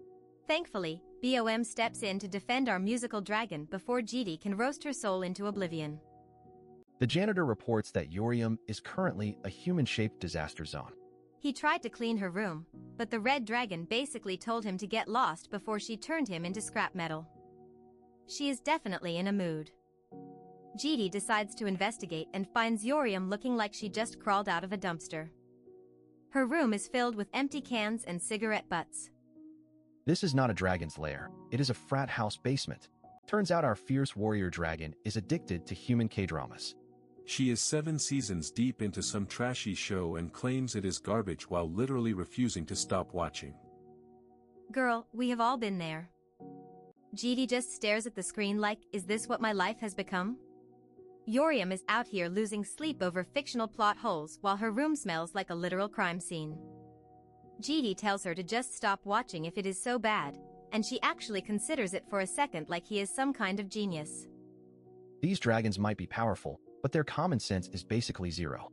Decision made. GD announces a mandatory deep clean because these dragons are living like absolute savages. He tells them they need to act like humans if they want to stay on Earth, starting with their messy-ass rooms. Yorium is throwing a total tantrum because GD entered her lair without permission. GD just hits her with the facts. Her lair is a dump and she is a lazy dragon. The truth hurts, doesn't it? Yorium tries to argue that having a janitor means she should never have to lift a finger. She even tries to gross out Ghoul with some nasty habits, leading to a high-pitched dragon scream that probably broke some windows. In a total red flag move, Yorium dumps all her chores on the janitor and runs off to the gym. Meanwhile, Ghoul escapes to go grocery shopping, leaving the poor armored guy to deal with the biohazard. BOM is planning a massive feast because the family is growing, but GD looks at her cooking and sees a literal purple poison cloud. If the cleaning doesn't kill them, Bomb's fine dishes definitely will. The janitor enters Yorium's room and is nearly taken out by the smell. He says it is worse than the energy of the demon world. Imagine being a warrior who faced hell, only to be defeated by a messy girl's bedroom. He wonders if she is training her poison resistance just by living in this filth. He starts picking up the trash, but then a mysterious figure appears in the doorway. It is GD, but something feels off. This, GD, starts lecturing the janitor on the importance of recycling. He is talking about sorting cans and plastic like it is the most important thing in the universe. Who is this civilized version of our cold MC? The real GD walks in and finds them staring each other down. He tells the clone to stop being a diva and help with the manual labor. Even GD's own shadows are not safe from the cleaning grind. While Yorium is getting her gains at the gym and BOM is shopping, the men are back home working like slaves. The house is finally starting to look like a place where humans actually live instead of a disaster zone. Cleaning is done, but the grind never stops. GD gives his clone a new mission map. We are heading to Moscow, Russia, baby. It is time to deal with some real demonic human trash. The target is a group called Invisibility that is cooking up some prototype X monstrosity. GD wants the clone to wrap up his police work and go handle this transcendent threat. Plot is finally heating up. BOM returns with enough groceries to feed a small army. she is all smiles, totally oblivious to the fact that GD is planning an international hit job while she was buying apples. GD pulls a fast one and tells the clone to swap clothes with him. The clone realizes he was only summoned to do the heavy lifting and act as a body double. The level of disrespect is legendary. The day ends with a family dinner of purple soup that looks like it came from a radioactive swamp. The dragons love it, the janitor is officially part of the squad, and GD is just standing there wondering how his life became a chaotic sitcom. We start in a literal slaughterhouse near the lair, where our boy GD is currently turning some poor fodder into a human puddle. This trash mob actually thinks he has leverage while coughing up blood, asking GD if he really thinks he can get away with this. The audacity is off the charts as this demonic human tries to flex. He tells GD he should be begging on his knees if he knew who was backing him. GD just stares with those dead eyes, looking like he has heard this script 1,000 times, because he literally has. GD doesn't just know, he starts dropping names like he is reading the credits. He calls out Professor Weyuan of the Blue Dragon School, or as he is known in the underworld, a demonic simp for the organization called Invisibility. The look of pure terror on the fodder face is worth its weight in gold. It is time for a little truth serum, and by that, I mean GD activating his scales of balance eyes. This SS rank authority is basically a cosmic lie detector that makes your soul itch. He tells the guy to stop the cap and start talking, or things are going to get way more messy. These seats aren't just for show. We are talking about disaster-level powerhouses who can command their own legions. Imagine a walking natural disaster with an army of psychos behind them. That is the kind of smoke Weyuan is trying to inhale. GD is smelling something fishy, and it is not just the dead bodies. In every other regression run, Weyuan was a mid-tier loser who never even got close to a seat. Suddenly, this guy is a mastermind? The math is not mathing, and GD knows someone has been messing with the timeline. It turns out Weyuan is an anomaly fueled by malice from outside the current timeline. He is basically a glitch in the Matrix who has kept the best elements from past lives to interfere with GD's plans. This guy is literally a cheat code character trying to ruin the run. GD realizes that this outside force can interfere with everything related to him. The informant, thinking he is still part of the conversation, whimpers that this is all he knows. Honestly, buddy, you should have just stayed home today. Now comes the classic loser move. The guy starts begging for mercy, claiming he has a sick mother waiting for him. He even promises to be a double agent. GD just gives him a look that says, I have heard that one in at least 5 different timelines. GD hits him with the ultimate cold line. Even if you were telling the truth, you would still be dead. He snaps his fingers and activates his destruction authority, because our MC does not do forgiveness, and he definitely does not do sparing witnesses. While GD is plotting counterterrorism, we see a glimpse of the school life he is trying to protect. He knows if Weyuan succeeds, the Lair Academy is going to become ground zero for a disaster. He is the only one who sees the storm coming while everyone else is enjoying the sun. Enter the cuteness overload. Random bystanders are losing their minds over how adorable little Jewel is. Look at her with that blue hair and her stuffed bear. She is pouting because people won't stop staring at her, and honestly, same, Joel, same. The fan club is growing by the second, but then GD shows up looking like a Grim Reaper in a dress shirt. The girls gushing over Joel get the absolute fright of their lives when they see his scary face. They probably think he is about to kidnap her, but nope, he is just the guardian. GD asks if they have business with the kid, and they scatter like roaches when the lights turn on. BOM finally catches up, looking like a literal angel in the middle of this chaos. She has been looking for him all day while he was out doing his business, which we know involved a lot of blood. BOM and GD sit on a bench, and she is just happy to spend some quiet time together before the school year starts. She is the heart of this group, always trying to find a moment of peace while GD is busy worrying about the end of the world. Then BOM drops the bomb. She says they look like a family sitting there, and she jokingly suggests that Joel is the daughter, she is the mother, and GD is the father. The shipping community just exploded, but GD's reaction is basically a blank stare. Joel is just vibing in the background, completely unaware that her parents are having a moment. BOM is teasing GD, but you can tell she kind of means it. GD, being the ultimate brick wall, just tells her to stop saying strange things. BOM bursts out laughing. telling him he doesn't have to look so serious. She was just kidding. Or was she? GD just wants to go home because his social battery is at 0% after a long day of murder and domestic roleplay. We get a beautiful sunset shot as the family heads home. But don't get too comfortable, because the next morning is the start of the school semester. The cherry blossoms are falling, and the students are out in force. It is the calm before the academic storm. The academy looks high-tech and fancy, but we know it is crawling with future problems. Gul is the most hyped person on the planet right now. She is finally going to school. Look at that sparkle in her eyes, she is pure cinnamon roll energy. Gul is running through the streets with a piece of toast in her mouth. Why? Because she is obsessed with a romantic myth from her homeland, Escalifa. Apparently, if you bump into someone while eating toast, they are your destined partner. This girl has been watching way too much shoujo anime. She meets up with Yoriam and starts listing her classes, magic studies, sociology, the whole nerd starter pack. Yoriam is just looking at the toast like, girl, didn't you already eat breakfast at home? Gul just gives her a smug look because Yoriam clearly doesn't understand the toast meta. Gul explains the whole destined partner thing with a flashback to Escalifa, featuring some very confused-looking lizard folk. It is a classic trope, and Gul is determined to make it happen.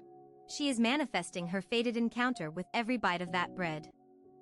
Just as she is dreaming about her cool destined partner, she accidentally slams right into someone. She thinks this is it. Fate has arrived. But instead of a handsome prince, she hears a very familiar ouch, and realizes she just headbutted Yoriam. Yoriam gives her a devious smirk and asks if that makes her the fated partner now. Gul is having a mental breakdown because you are a girl. Yoriam just laughs it off, saying she saw some American dramas where that doesn't matter at all. The chaos between these sisters is top tier. The conversation shifts to GD, who promised to come for class observation but is currently MIA. Yoriam wonders if the geezer is secretly seeing a girl, which makes Bum start sweating buckets. She knows GD's dates usually involve a sword and a lot of screaming. As they approach the school gates, they see a massive swarm of reporters. These vultures are looking for the next big scoop, and unfortunately for our girls, they have a very recognizable face in their group. The flashes are going off like crazy. The reporters are whispering, and then one of them spots her, Yoriam. The girl who absolutely folded Sofia Vorkova and then gave the most I don't give a damn interview in history. She is a viral sensation, and these reporters want a piece of her. Yoriam's face is all over the news and the internet comments. People either love her or hate her, but everyone is obsessed. The reporters charge forward like a zombie horde, shoving microphones in her face and asking for an interview. Gul is terrified, hiding behind Yoriam while the cameras click away. Yoriam is trying to keep her cool, but you can see the vein popping in her forehead.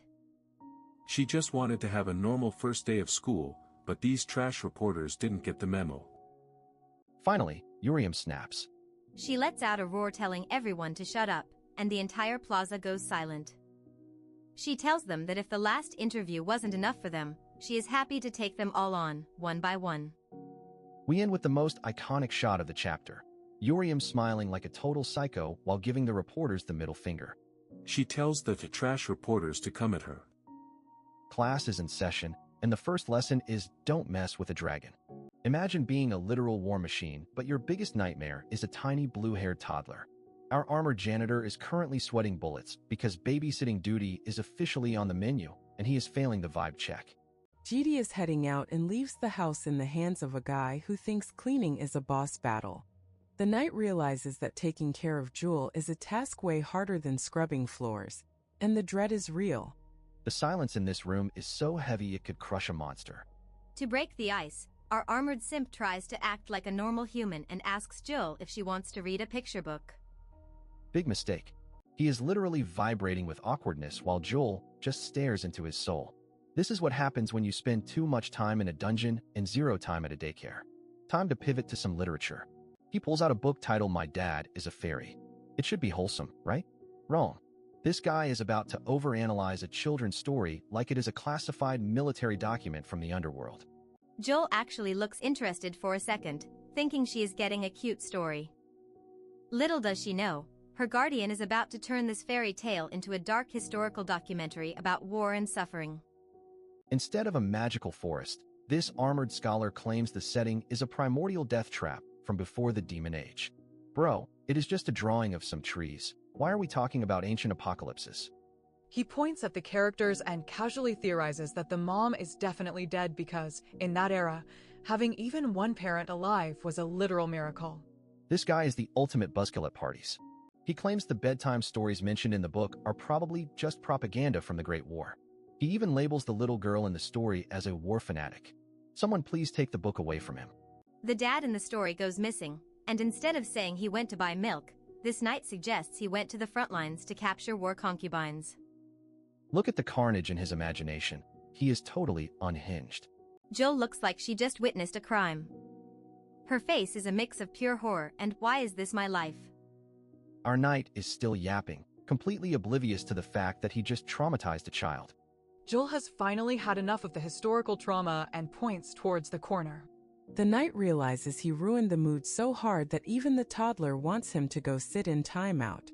While the knight sulks in the corner like a rejected RPG protagonist, the scene shifts to the academy. We get a glimpse of a mystery blonde, but the real drama is just pulling up in a black sedan. Enter Gong Ju-hee, the heiress of a top-tier swordsmanship clan who cares more about her foundation shade than her family legacy. She is the textbook definition of a high-maintenance red flag. Ju-hee is out here complaining that sword training makes her sweaty and ruins her makeup. She sees a crowd of reporters and naturally assumes they are all there to worship her. The ego on this girl is massive. Her secretary has to drop the truth bomb. The media does not care about her. Ju-hee is fuming as she realizes she is being overshadowed. She pushes through the crowd to see who stole her spotlight. It is Yoriam, and she is casually sitting on a male student like he is a piece of IKEA furniture. The best part? The guy is a total simp and says it is a reward. Modern society is truly cooked, guys. The reporters are desperate for a scoop, but Yoriam is not playing. She tells them they get one question each and better make it fast. She immediately cancels a reporter just because his intro was too long. Savage. A French reporter asks her how it feels to be the center of the superhuman world, and she just says it sucks while picking her nose. She even calls her own fan cafe members idiots. She really has zero chill. Then comes this greasy reporter, Park Gango. He is looking for a scandal and starts grilling her about her past interviews. You can practically smell the desperation and sweat coming off this guy through the screen. Yoriam decides to troll him into the shadow realm. She leans in with a smirk and asks if he wants to have relations with her. The entire crowd goes silent. She just nuked this man's career with one sentence. The reporter tries to play it off as a joke, but he is actually a snake. He threatens to write a malicious article filled with his own twisted interpretations if she does not behave. He really chose death today. Gango thinks he is a genius for provoking her to get views. He is grinning like a creep, thinking he has the upper hand. Little does he know, Yoriam is about 5 seconds away from catching a murder charge. Yoriam loses her patience and prepares to turn this guy into a red stain on the pavement. She lunges forward, but a hand suddenly snatches her out of the air. The boss has finally entered the chat. GD arrives with impeccable timing, stopping Yoriam from ending the reporter. Gul is just happy to see him, but Yoriam is still trying to bite the reporter head off. She is a literal rabid dog at this point. GD just picks her up like a sack of potatoes and ends the interview right there. Yoriam is flailing around, screaming to be put down, but GD is not hearing any of it. The interview is officially over. The greasy reporter is left shaking in his boots as GD walks away. He tells Gul to get to class so she is not late for her first day. Even when he is threatening the media, he is still a responsible guardian. Gong Ju-hee is left standing there, absolutely stunned by the raw power she just witnessed. She is already planning to investigate which clan these monsters belong to. The school year just got a lot more dangerous. Welcome to the academy, where even the legendary swordsmanship classes start with a lecture so Dryet could turn a dragon into a raisin. Meet Professor Kai, the guy who thinks talking about history is more important than actually swinging a blade. And here is our favorite red-headed menace, Yoriam, who is currently 1 second away from choosing violence. She is not here for the mindset of a warrior, she just wants to know the fastest way to turn someone into a kebab. Our girl is literally enduring this boredom only because she has a massive grudge against the hooded armor chunk known as GD. She is manifesting his downfall while sitting in a desk, which is peak relatable behavior for anyone stuck in a math class.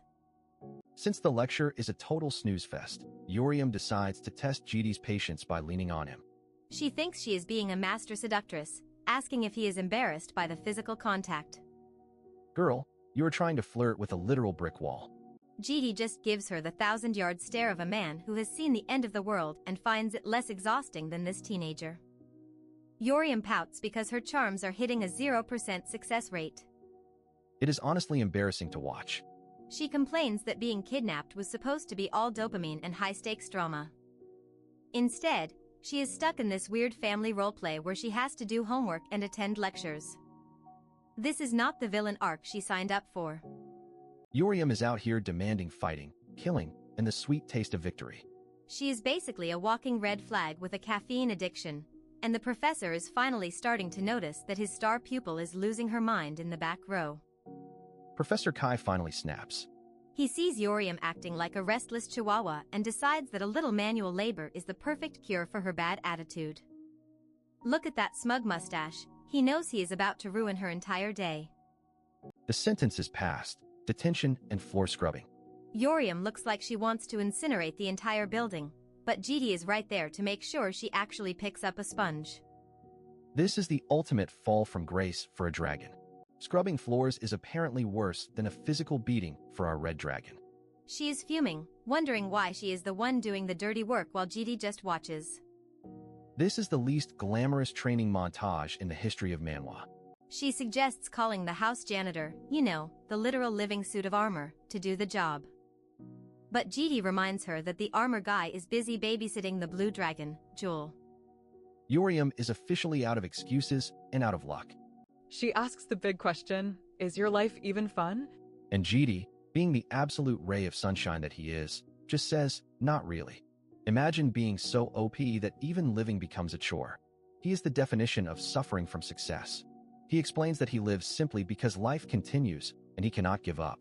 Yoriam calls it an edgy teenager line, and honestly, she is not wrong. He is reaching levels of brooding protagonist that should not even be possible. Back at the lair, the mood is still trash. Yoriam is trying to solve a Rubik's Cube, which is hilarious because she has the patience of a ticking time bomb. The armor guy is just hovering there, being a total creep as usual. The armor guy's clanking is driving her insane. She finally loses it and chucks the cube at his head. Poor guy is just trying to do his job, but being a guardian in this house is basically a death sentence with extra steps. Yoriam is spiraling because she hasn't had a good fight lately. She is basically a shark that needs to keep biting things to stay alive. The sisters are watching her like she is a zoo animal having a mental breakdown. Then, she does the unthinkable. She calls the green dragon by her actual name, BOM. BOM looks like she just saw a ghost. Usually, Yoriam only uses names when she is about to commit a felony or if she is dying. BOM is genuinely worried that Yoriam has a fever, but our red dragon is just having an existential crisis. She wants to know why anyone bothers living if they are as miserable and boring as GD. The vibes in the room are officially cooked. BOM leans over to Joel and whispers that Yoriam is finally entering puberty. The reaction is instant. Yoriam can hear everything, and she is absolutely fuming. Nothing offends a dragon more than being told they are just a hormonal teen. Yoriam repeats GD's edgy line about life, continuing. Joel thinks it sounds exactly like something their mister would say. It is official. GD has successfully infected the children with his nihilism. We love to see it. She points out that humans usually live for enjoyment. Like Gul, who is currently about to ascend to heaven just by eating a piece of cake. Look at that yellow monkey. She is the only one in this house with a functioning serotonin level. And then there is Joel, who is perfectly happy playing with a ragged teddy bear. Yoriam is the only one overthinking everything, while BOM just sits there looking pretty and mysterious. Seriously, BOM is the ultimate don't let them know your next move character. Yoriam calls BOM and GD the unreadable duo. They are both super boring and impossible to figure out. It is like living with two statues that occasionally give you chores and life advice you did not ask for. But BOM has a secret. She tells Yoriam that GD is actually surprisingly shy. Wait, what? The bloodless, tearless psychopath who stares down monsters for breakfast is Shy? BOM, what kind of fanfiction are you writing? Yoriam is disgusted. She is convinced that GD is a cold-blooded robot and that BOM must be seeing things. But BOM just smiles that creepy, knowing smile that says she knows exactly how to push GD's buttons. We get a glimpse into Bomb's perspective, seeing GD in a much softer light. Apparently, the big scary guardian has some cute reactions if you know how to tease him. This is definitely a ship that Yoriam wants to sink immediately. Yoriam accuses them of doing weird stuff behind the sisters' backs and starts tickling BOM to get the truth. The tension breaks into a chaotic play fight, showing that even these terrifying dragons are basically just a bunch of rowdy siblings. Suddenly, Gold bursts in with massive news. The entire Lair community forum is blowing up because Yoriam has her very own fan cafe now. Our violent, floor-scrubbing rebel is officially a local celebrity. Yoriam is caught between being flattered and wanting to delete the internet. Go is way too excited about this, while BOM is just enjoying the chaos. It is all fun and games until the fanboys start showing up at their front door. The next morning, we see GD getting ready. He is currently showing off the kind of abs that should be illegal in a school setting. Seriously, the man is built like a Greek god but has the social skills of a toaster. BOM decides that knocking is for losers and peeks into his room while he is half-dressed. She has zero shame and is clearly enjoying the view. GD just stands there, probably wondering why his life is like a reverse harem anime now. She apologizes with a blush that is about as fake as a $3 bill. GD tells her to just come in already, and we can all feel the tension rising. Something tells me this is not going to be a normal conversation. BOM drops the final request. She wants GD to accompany her on an outing today. She's looking all cute and innocent, but we know the green dragon always has a hidden agenda. Is this a date or a trap? Either way, GD is in for a long day. Look at this green-haired beauty coming in hot with the rare requests. BOM is finally tired of being the background character in her own life and demands GD accompany her for the day. She is literally counting the receipts, pointing out how he spends all his time with the other girls while she gets 0 solo missions. While the red-haired Yoriam is busy enjoying some casual violence and Joel is dreaming of fried chicken, BOM drops the absolute bombshell. When asked why she is skipping school, she boldly announces she is asking GD out on a date. The audacity is off the charts and I am here for it. Gold decides to jump into the fire, teasing GD for playing favorites like some kind of high-stakes harem master. She even brings up her own mother who apparently handled 100 men at once but still had her favorites. Talk about a wild family tree, but GD is just standing there looking like he wants to evaporate. To really twist the knife, BOM starts acting like a tragic abandoned fish. She claims GD is the type to catch a prize and then let it rot in a cracked bowl without a second thought. The guilt-tripping is top tier, and GD is officially trapped in her web. Even Gold tells him to just go, reminding him that he cannot play babysitter 24/7. GD finally caves, because you cannot fight that kind of pouty energy. Meanwhile, we transition to the academy where the local NPCs are already gossiping about Bomb like she is some kind of unapproachable goddess. The students are losing their minds over her perfect scores and visuals, but of course, there is always that one hater.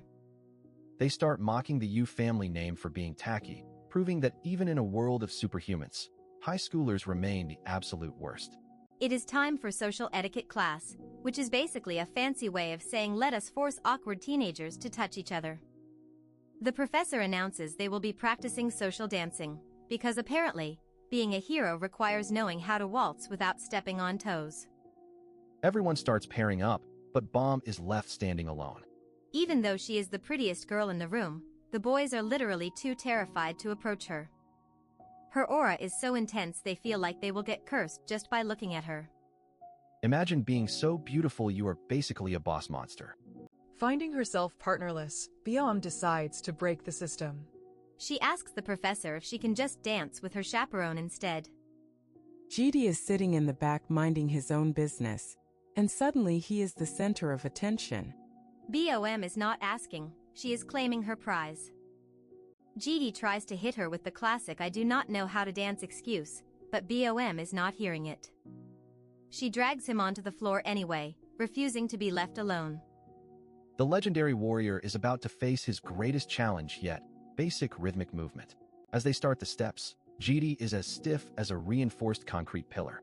BOM notices the tension and asks if he is actually embarrassed to be touching her. She tries to play it cool, saying a little hand-holding won't magically link their souls, but GD looks like he is preparing for a boss fight. The stress is becoming physical. GD is sweating buckets, and BOM is having the time of her life teasing him. It is hilarious to see a man who probably kills demons for breakfast getting absolutely folded by a simple dance lesson. GD is reaching his breaking point. His hands are so sweaty it is practically a flood, and the internal panic is real. He is trying so hard to keep it together, but the proximity to bomb is doing more damage than a high-level spell. Suddenly, the tension hits a critical level, and GD suffers a massive nosebleed. The poor guy is so overwhelmed he is literally leaking. BOM is genuinely concerned, asking if he needs a hospital, but GD is just trying to maintain whatever dignity he has left. He claims dragons do not need hospitals, which is the most metal excuse for a nosebleed I have ever heard. They take a break, and BOM is actually impressed by his skills. For a guy who said he could not dance, he was following the rhythm like a pro. Bomb is suspicious, asking where he learned to move like that. GD insists he never actually learned, but we get a glimpse of his past where he was practicing with someone else. His muscle memory is basically a cheat code at this point. Even if he is a beginner, Bomb thinks he is a natural talent. As the class ends, she is already planning their next move, asking if he is free after school for some more fun. She is determined to turn this into a full-blown date, and GD has no escape. While things are cute and fluffy at the academy, the vibe shifts instantly as we head to Moscow, Russia.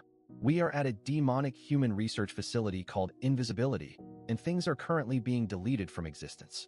The alarms are screaming and the hallways are painted red.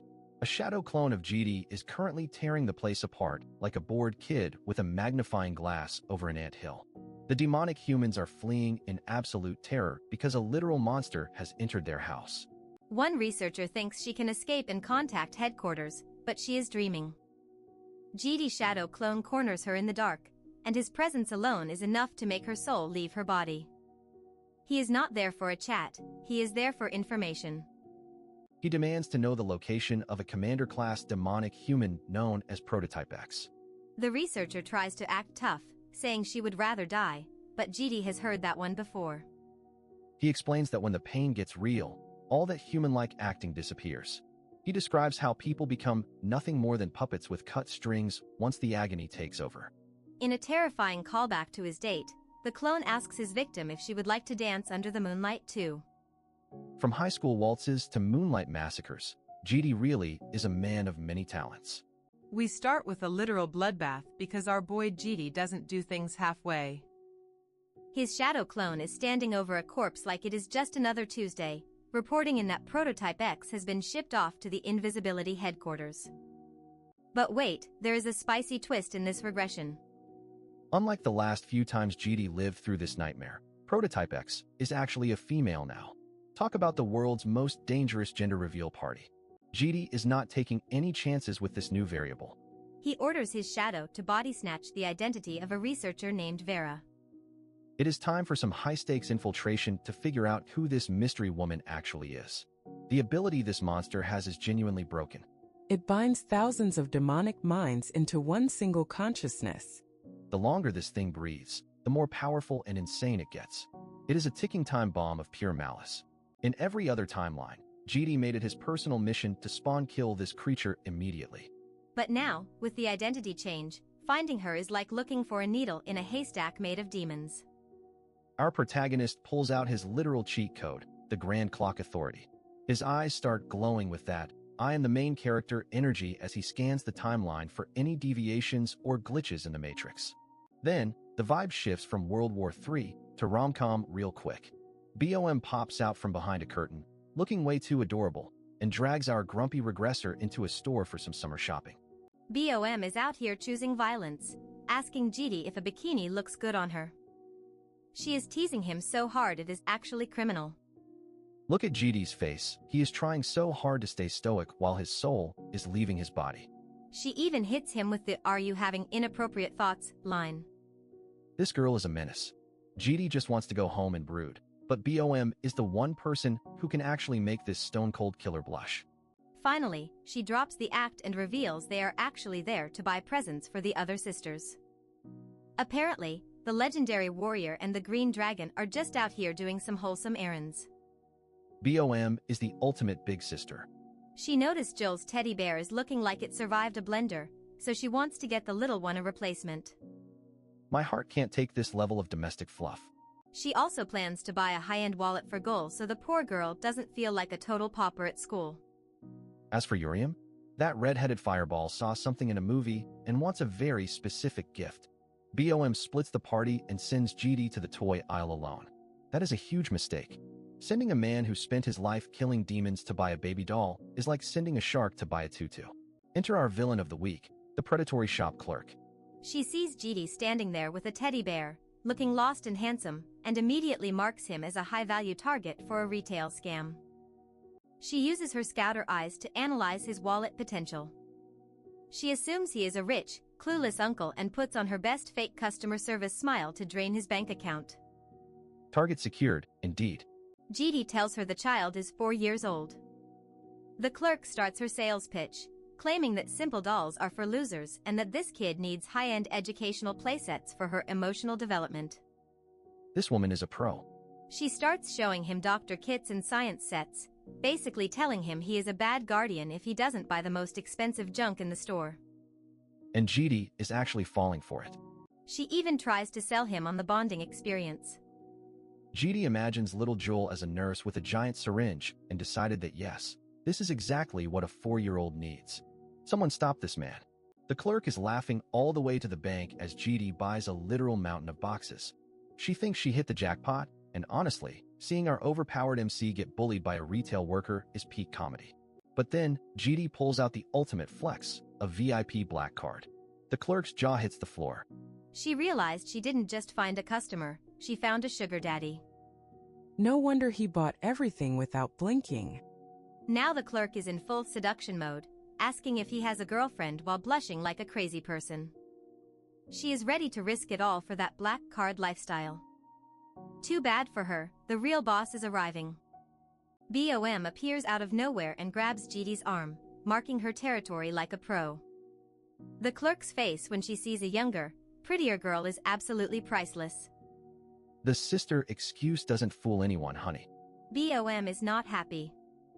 She roasts GD for buying a mountain of trash that Joel won't even like. The clerk tries to defend her commission, but you don't argue with a dragon when she is in shopping mode. BOM shuts down the clerk with a single smile that says, "I will end you if you say one more word." She knows exactly what Joel wants, and it is definitely not a 500-piece medical kit.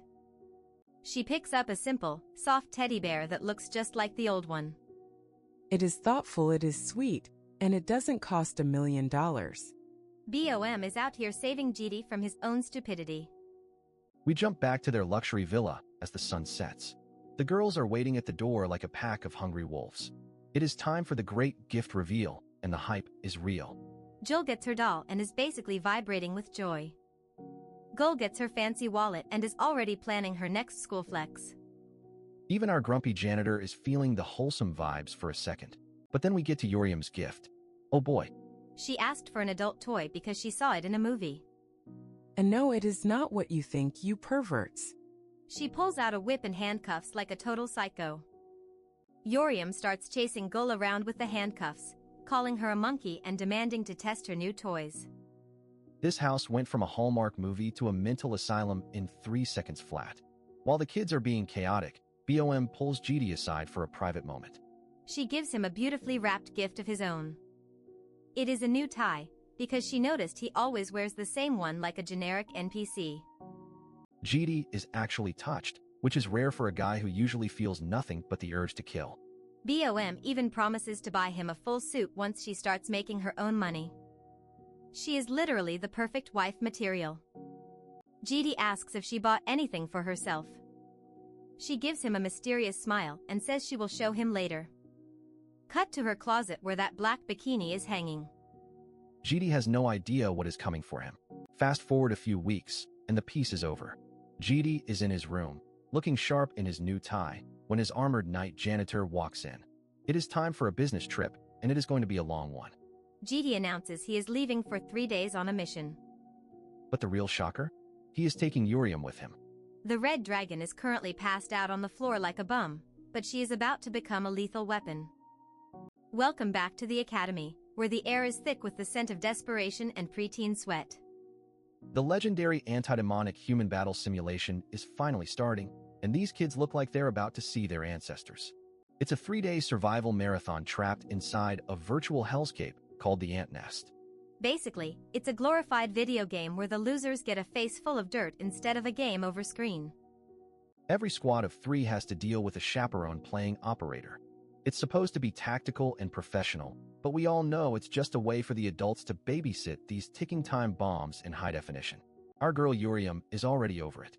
She's watching her classmates shake like leaves and calling them out for being pathetic newborns who wouldn't know real combat if it bit them on the nose.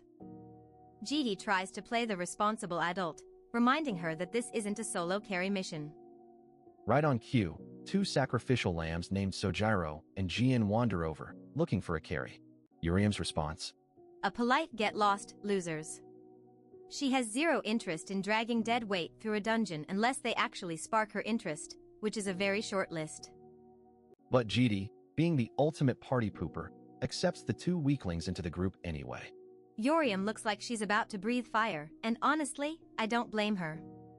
She gives her new teammates a warm welcome by promising to kill them herself if they even think about getting in her way. Now that's what I call team spirit, folks. Enter Johnny, the local neighborhood bully who clearly skipped the How Not to Be a Prick seminar. He's busy slapping around a quiet kid and acting like he owns the place. Johnny is on a roll, mocking the poor kid for being an orphan. Because apparently, in this world, having no parents is a crime punishable by being bullied by a guy with a budget haircut. The other chaperones are just standing there watching the drama like it's a reality TV show. Johnny tells the girl to move her bangs because her face looks too gloomy for his liking. What a charmer. Urium wanders over, but she isn't there to save the day. She's just genuinely confused and asks the most awkward question possible. What exactly is an orphan? Johnny freezes up because even a bottom-tier bully knows that getting involved with the Red Dragon of the Blue Dragon School is a one-way ticket to the infirmary. He tries to play it cool, explaining that an orphan is just trash with no backing or money. He really thinks he's found a kindred spirit in Urium, which is mistake number 1. This absolute clown then has the audacity to invite Urium to join his elite team, telling her to ditch the beggars she's currently stuck with. The level of delusion is staggering. Then comes the fatal error. Johnny puts his hand on Urium's shoulder like they're best buddies. You can practically hear the boss music starting as his life flashes before his eyes. Urium doesn't do warnings. She goes straight for the throat, asking this bowl-cut loser if he has a death wish. The vibe in the room just went from school project to crime scene. She calls him low-tier scum and makes it very clear that they are not equals. If she sees his face again, he's getting a permanent retirement from the academy. Johnny scurries away like a rat, while Urium is left fuming. Finally, Professor Kwon Jaitai shows up to stop the bickering and actually explain how this suicide mission works. 50 teams are being dropped into the dungeon at different spots. It's a free-for-all where your every move is tracked and ranked in real time for everyone to see. Kills, deaths, and damage are all converted into points. And if you're bad enough to get killed, you have to wait 3 hours to respawn. That's a lot of time to think about your life choices. The gate opens, and the teams start filing into the ant nest. It looks like a damp, miserable cave, which is the perfect setting for a bunch of teenagers to beat each other up. Urium steps inside and immediately wants to start a riot. She's ready to rush forward and destroy everything that breathes. Strategy be damned. GD jumps in to focus her energy, asking her which specific team she wants to hunt down first. He knows that if he doesn't give her a target, she'll just burn the whole cave down. Urium's strategy is basically kill everyone in sight. She's not here for points or rankings. She's here for the satisfaction of hearing her enemy scream. Meanwhile, Johnny is still nursing his bruised ego and his literal bruises. He's acting tough in front of his squad, claiming he was just testing Yoriam's reactions. Sure, buddy. His teammates call him out for his lies, but Johnny doubles down, swearing that if he meets her in the dungeon, he's going to tear her apart. Famous last words, if I ever heard them. Suddenly, a red blur drops from the ceiling like a nightmare. Johnny's face goes from tough guy to terrified toddler in approximately 0.2 seconds. Yoriam catches them completely off guard. She hits Johnny with a strike so fast his health bar doesn't even know it's supposed to be dropping yet. It's absolute carnage. Johnny's HP plummets from 100 to 17 in a single blink. His team is screaming about a surprise attack, but they're already dead, they just don't know it yet. Yoriam stands over them with a smile that would make a demon sweat. She tells them they're misunderstanding the situation. This isn't a battle, it's a one-sided hunt, and they're just the little doggies on the menu. Imagine bringing a gun to a magic fight and still getting absolutely cooked. This fodder really thought he was the main character, but Yoriam is here to remind him that he is just a walking delivery service for points. Our red-haired menace is moving so fast the guy can barely track her with his scope. He is screaming for her to stay back, but sweetie, in this world, if you see the red hair, it is already too late for your insurance policy. One clean slash and his HP bar does a magic trick and disappears. Yoriam is out here treating a life-and-death simulation like a casual Sunday stroll, and honestly, the disrespect is top tier. Next up on the chopping block is a guy with a sword bigger than his future prospects. He is trying to act tough, but we all know how this ends. Spoiler alert, it involves a lot of crying and a very broken ego. This idiot actually shouts that he has the higher ground like he is in a space opera. Too bad for him. Yoriam does not follow the laws of physics or common sense. She is closing the gap like a guided missile. He thinks a heavier weapon means a win, but he is about to learn that strength is not about the size of your blade, it is about who is swinging it. Yoriam is looking at him like he is a particularly annoying bug she is about to squash. Absolute strength diff. She overpowers him so hard his sword might as well be made of plastic. His health hits 0 before he can even finish his sentence. That is what we call a professional skill issue, folks. Yoriam is literally yawning, complaining that she did not even get a proper warm-up. But wait, her teammates point out there is one last survivor hiding in the corner like a cockroach. Time for the final extermination. This poor guy has 17 HP left and is begging for his face to be spared. Bold of him to assume Yoriam has even an ounce of mercy in her body. One punch later and his HP is as non-existent as his dignity. The whole area is a graveyard of broken dreams. Her teammates are standing there in awe, finally realizing that their carry is basically a cheat code. Meanwhile, GD is just chilling in the back, looking like a secret boss. Team 37 is officially deleted from existence. The system announces their respawn timer while the survivors limp away. GD just stares them down with that cold, dead-inside gaze we all know and love. Rank check. After that total wipeout, Team 50 has jumped all the way to 6th place. The teammates are celebrating like they just won the lottery, but they clearly forgot who their leader is. These two are so happy they did not take any damage, probably because they spent the whole fight hiding behind a rock. They are calling Yoriam amazing, but the vibe is about to shift from yay to run for your life. Yoriam snaps and grabs Sojiro by the face. She is absolutely livid that they were just spectating like they were watching a Netflix special. If you are on her team, you either fight or you become her personal punching bag. She is roasting them for being sharpshooters who did not fire a single shot. Are those bows for decoration, or are you guys just that useless? The fear in their eyes is the only thing keeping her from actually killing them. First place or nothing. That is the Yoriam way. She forces them to fix their gear and stop acting like toddlers. GD just watches the chaos, probably wondering if he can trade these two for a pack of instant noodles. Flash forward 2 days, and we are at the control room. The professors are watching the chaos unfold on a giant wall of monitors. It is the final day of the simulation, and the tension is high enough to snap a cable. Meet Professor Quan Jaitai, a man who looks like he has not slept since the dawn of time. He is asking for the rankings, and he is about to get a shock that might actually wake him up. Team 1 is in the lead, but Team 50 is breathing down their necks in 2nd place. When Jaitai hears the name Yoriam, he immediately recognizes her as the local school psycho. Some reputations are just universal. The professors realize Yoriam is basically a one-woman army, but the assistant points out their chaperone is the real mystery. GD's tactical routes are so perfect they border on being psychic. Jaitai is a pro operator himself, but he has never heard of anyone with GD's skill set.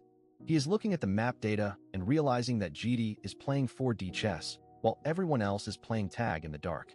They try to do a background check on GD, but his history is cleaner than a freshly bleached floor. It is like his entire past was deleted with an eraser. Nothing screams, "I am a retired legendary assassin," like a blank resume. While they puzzle over the mystery man, they notice something fishy with Team 1. These second-year elites are moving in a way that suggests they are talking to other teams. Smells like a conspiracy is brewing. The assistant thinks it is cheating, but Jaitai is actually impressed. In the real world, forming alliances is a survival tactic. If you can manipulate your enemies into not killing you, you are already winning the game. But there is a catch: if they meet and don't fight, that is a straight-up violation. Jaitai is waiting for the moment they slip up. Meanwhile, back in the dungeon, someone is about to have a mental breakdown. Yoriam is literally punching holes in the cave walls because they are still stuck in second place. She has gathered points like a maniac, but it is still not enough to satisfy her hunger for the top spot. Her teammates are begging for mercy. They are exhausted, bruised, and probably need therapy. They think second place is impressive, but saying that to Yoriam is like asking a lion to be satisfied with a salad. They argue that pushing harder might cause them to lose everything. They want to play it safe and coast to the finish line. Honestly, the level of cowardice in this squad is reaching record-breaking heights. Yoriam hits them with the ultimate red flag leader speech. She calls them losers who give up the moment things get slightly inconvenient. She is not just their teammate, she is their sleep paralysis demon now. She reminds them of their promise not to drag her down. You said you would be useful, so get your asses up and start acting like it. The sheer intensity in her eyes could probably melt a glacier. She is literally screaming at them to stop living like losers. It is harsh, it is toxic, and it is exactly what these two simps needed to hear. They are crying, but at least they are standing up again. The motivation works. They are screaming and powering up, ready to take first place even if it kills them. Yoriam has a tiny, terrifying smile on her face. She has successfully brainwashed her squad into a suicide mission. GD interrupts the drama to show them something interesting carved into the walls. It is a set of secret symbols that proves the seniors have formed a massive alliance to gatekeep the top spots. Sojiro recognizes the marks. The seniors are using these signs to coordinate their movements and avoid each other while hunting down the underclassmen. It is a full-blown mafia setup inside a school exam. The teammates suggest reporting this to the professors. They think the school will step in and punish the cheaters. Poor kids, they clearly don't know who they are working with. Yoriam has a much better idea. Why snitch when you can just destroy them yourself? That evil grin tells us everything we need to know. The Alliance thinks they are safe, but a redhead hurricane is coming to wreck their whole operation. Imagine being in first place and thinking you are actually safe. These clowns have 40 minutes left in the simulation, and they are already acting like they won the lottery. They are keeping a close eye on the clock, but they should be watching their backs. Even though Team 50 is breathing down their necks, these seniors think a first year like you Yoriam is just a fluke. Enter our resident red-haired tryhard, Young Myungo. He is from the prestigious Young House Sword Clan, and he is already sick of his teammates yapping. This guy has zero chill. Myungo is basically a walking daddy issue. He is desperate for acknowledgement from his patriarch and wants to prove he is better than his rival, Young Tia. Calm down, bro, it is just a test. He tells his team to stay focused, but the cracks are already showing. Suddenly, the plan starts smelling like hot garbage. Is it just me, or did the map just stop making sense? The Senior Alliance is officially crumbling. Those markings they were using to navigate the dungeon? Yeah, they are completely messed up. Someone is playing mind games and it is working. Chaos is the only thing on the menu today. Massive conflicting signals are popping up everywhere, leaving Team 1 wandering around like lost puppies in a basement. Just when things could not get more awkward, Team 1 bumps into their allies from Team 3. You can practically feel the sweat dripping off these guys as they realize they have no idea where to go. It is a standoff between friends, but in this simulation, nobody is actually safe. The tension is so thick you could cut it with one of those overpriced swords they are carrying. They realize Professor Kwanjaitai is watching like a hawk. If they fake a fight, he will catch them immediately. The solution? Beat the absolute soul out of each other for real. Logic 100. And just like that, the senior alliance turns into a mosh pit. They are swinging for the fences just to keep up appearances, while our girl Yoriam is watching from the balcony like a chaotic queen. Yoriam is having the time of her life. She is tucked away in the shadows, laughing at these idiots as they tear each other apart. This is peak entertainment, and she did not even have to pay for a ticket. The big reveal is here, and it is glorious. Yoriam had her teammates running around like graffiti artists, making fake markings to sabotage the seniors' coordination. She is literally gaslighting the entire dungeon. While her team was busy with the arts and crafts, Yoriam was out here hunting for points like a demon. She is closing the ranking gap while the seniors are busy arguing over wall scratches. She even assigned Jiri to play bodyguard for her team. Jiri is out here asking if he is just a mere object. Honestly, bro, with your power level, you are a literal cheat code, so just roll with it. Yoriam is too focused on her cool plan to give Jiri a straight answer. She is basically the director of this horror movie, and everyone else is just an extra waiting to get deleted. Talk about a dramatic entrance. Yoriam reveals herself to the survivors of Team 1, calling herself the real villain appearing amidst the chaos. The main character energy is off the charts. She is standing there with that "I own this place" look while the seniors are shaking in their boots. She orders Jiri to handle the trash while she prepares to take the crown from the leaders. Myungo is trying to act tough, but he knows he messed up. He admits that Yoriam's strategy was actually brilliant, which is a lot coming from a guy who thinks his family name is a personality trait. He tells his teammate Wei to go handle the small fry up top. Wei is hesitant, but Myungo drops the "don't make me repeat myself" line. Classic toxic leader behavior, we love to see it. Wei reluctantly prepares to jump into action. He thinks he is going to have an easy time, but he has no idea that Jiri is waiting for him. This is going to be a one-way trip to the infirmary. Jiri does not just move, he explodes. He hits with so much force that the ground beneath him basically gives up on life. This is not a fight, it is a physics lesson in momentum. Jiri greets the other two with a "hi friends" that is absolutely terrifying. You know you are in trouble when the guy who looks bored is the strongest person in the room. Before Wei can even process what is happening, he is airborne. Jiri sends him flying through the air like a helpless weight. The disrespect is legendary. Even Yoriam has to stop and look at the flying senior. She literally calls him a flying pig. I am telling you, her savagery knows no bounds. But there is no time for jokes because Myungo is finally stepping up. He lunges at Yoriam, trying to reclaim his dignity. The clash of their blades is the only thing echoing through the dungeon. Myungo is screaming about how he is the one she should be paying attention to. Bro, we get it, you want the spotlight, but you are currently losing to a first year. Take the L gracefully. He admits her plan was impressive, but then he goes right back to being arrogant. He tells her she should be satisfied with second place because his house is destined for the top spot. The delusion is real. Yoriam just laughs in his face. She rejects his entire family legacy with one sentence. She is not here for silver medals, she is here to take everything. With the clock ticking down to the final seconds, the struggle for victory reaches its peak. Jiri is just standing there looking cool while Yoriam prepares to deliver the final blow to Team 1's ego. First place is hers. Imagine being chased through a cave by seniors who clearly have too much free time. Sojiro and Jin are currently in the struggle bus, huffing like they just ran a marathon through hell. Sojiro looks like he is about to see the light, and not the good kind. Jin has to remind him that failing here means facing Yoriam later, which is basically a one-way ticket to the afterlife. Our boy decides to pull a desperate final stand, but his body is basically saying absolutely not.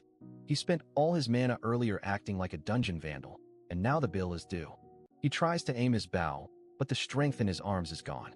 It is honestly painful to watch this level of cooked. The seniors are just closing in, smelling the easy elimination.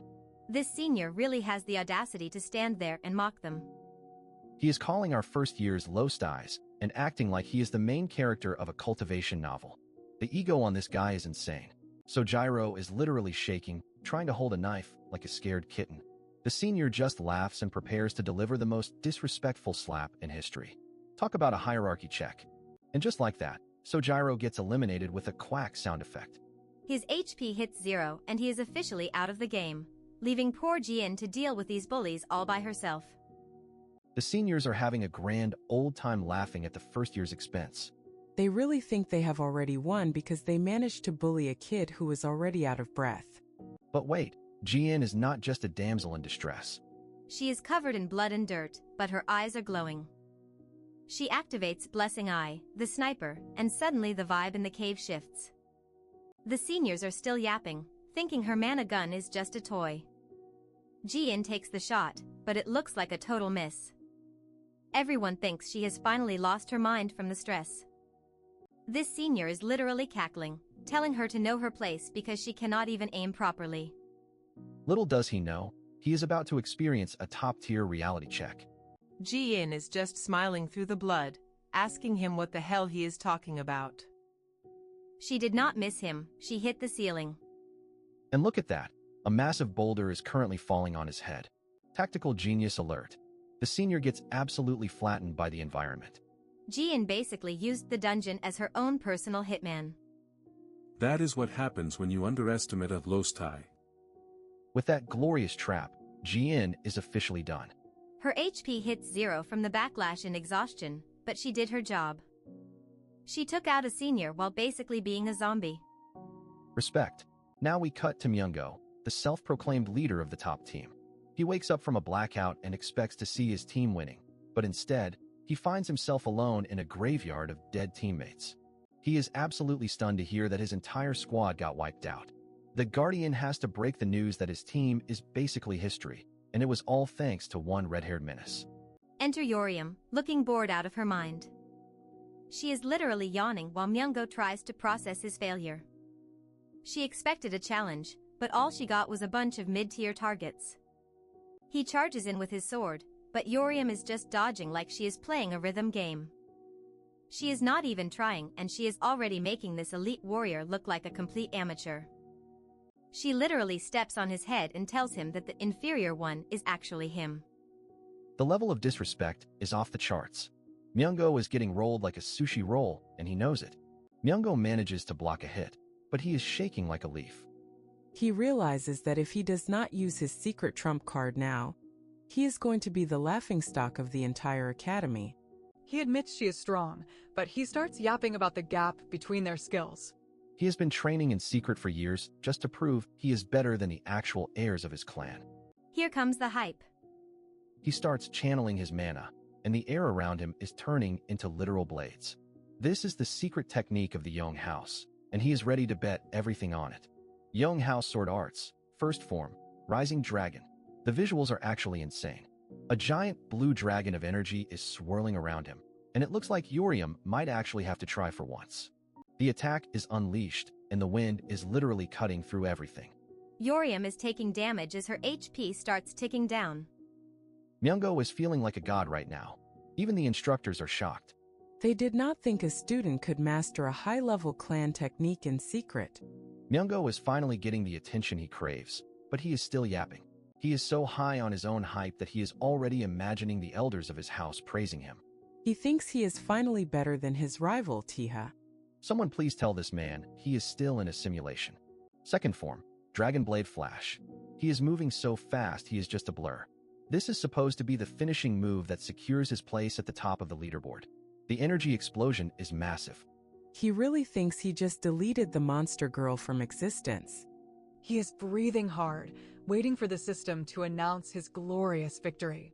He stands there in the smoke, feeling himself. He is thinking about all the years he spent training in secret just for this moment. The inferior girl should be gone, right? Wrong. We get a quick flashback of him sweating in a dojo, dreaming of being acknowledged. It is almost sad how much his self-worth is tied to a sword art. Too bad he picked the wrong opponent. Myungo looks down and realizes his hand is empty. Is the only thing he can say. Yoriam is standing behind him, casually holding his broken sword like it is a piece of trash. She is mocking his renowned clan nonsense, pointing out that a swordsman without a sword is just a dumbass. The emotional damage here is way higher than the physical damage. Urium decides to end this comedy show with a custom technique. She calls it the 999th form, and the subtitle literally says it is for fucking up a yapper. I love this girl. One final, brutal swing with his own broken blade, and Myungo is sent flying.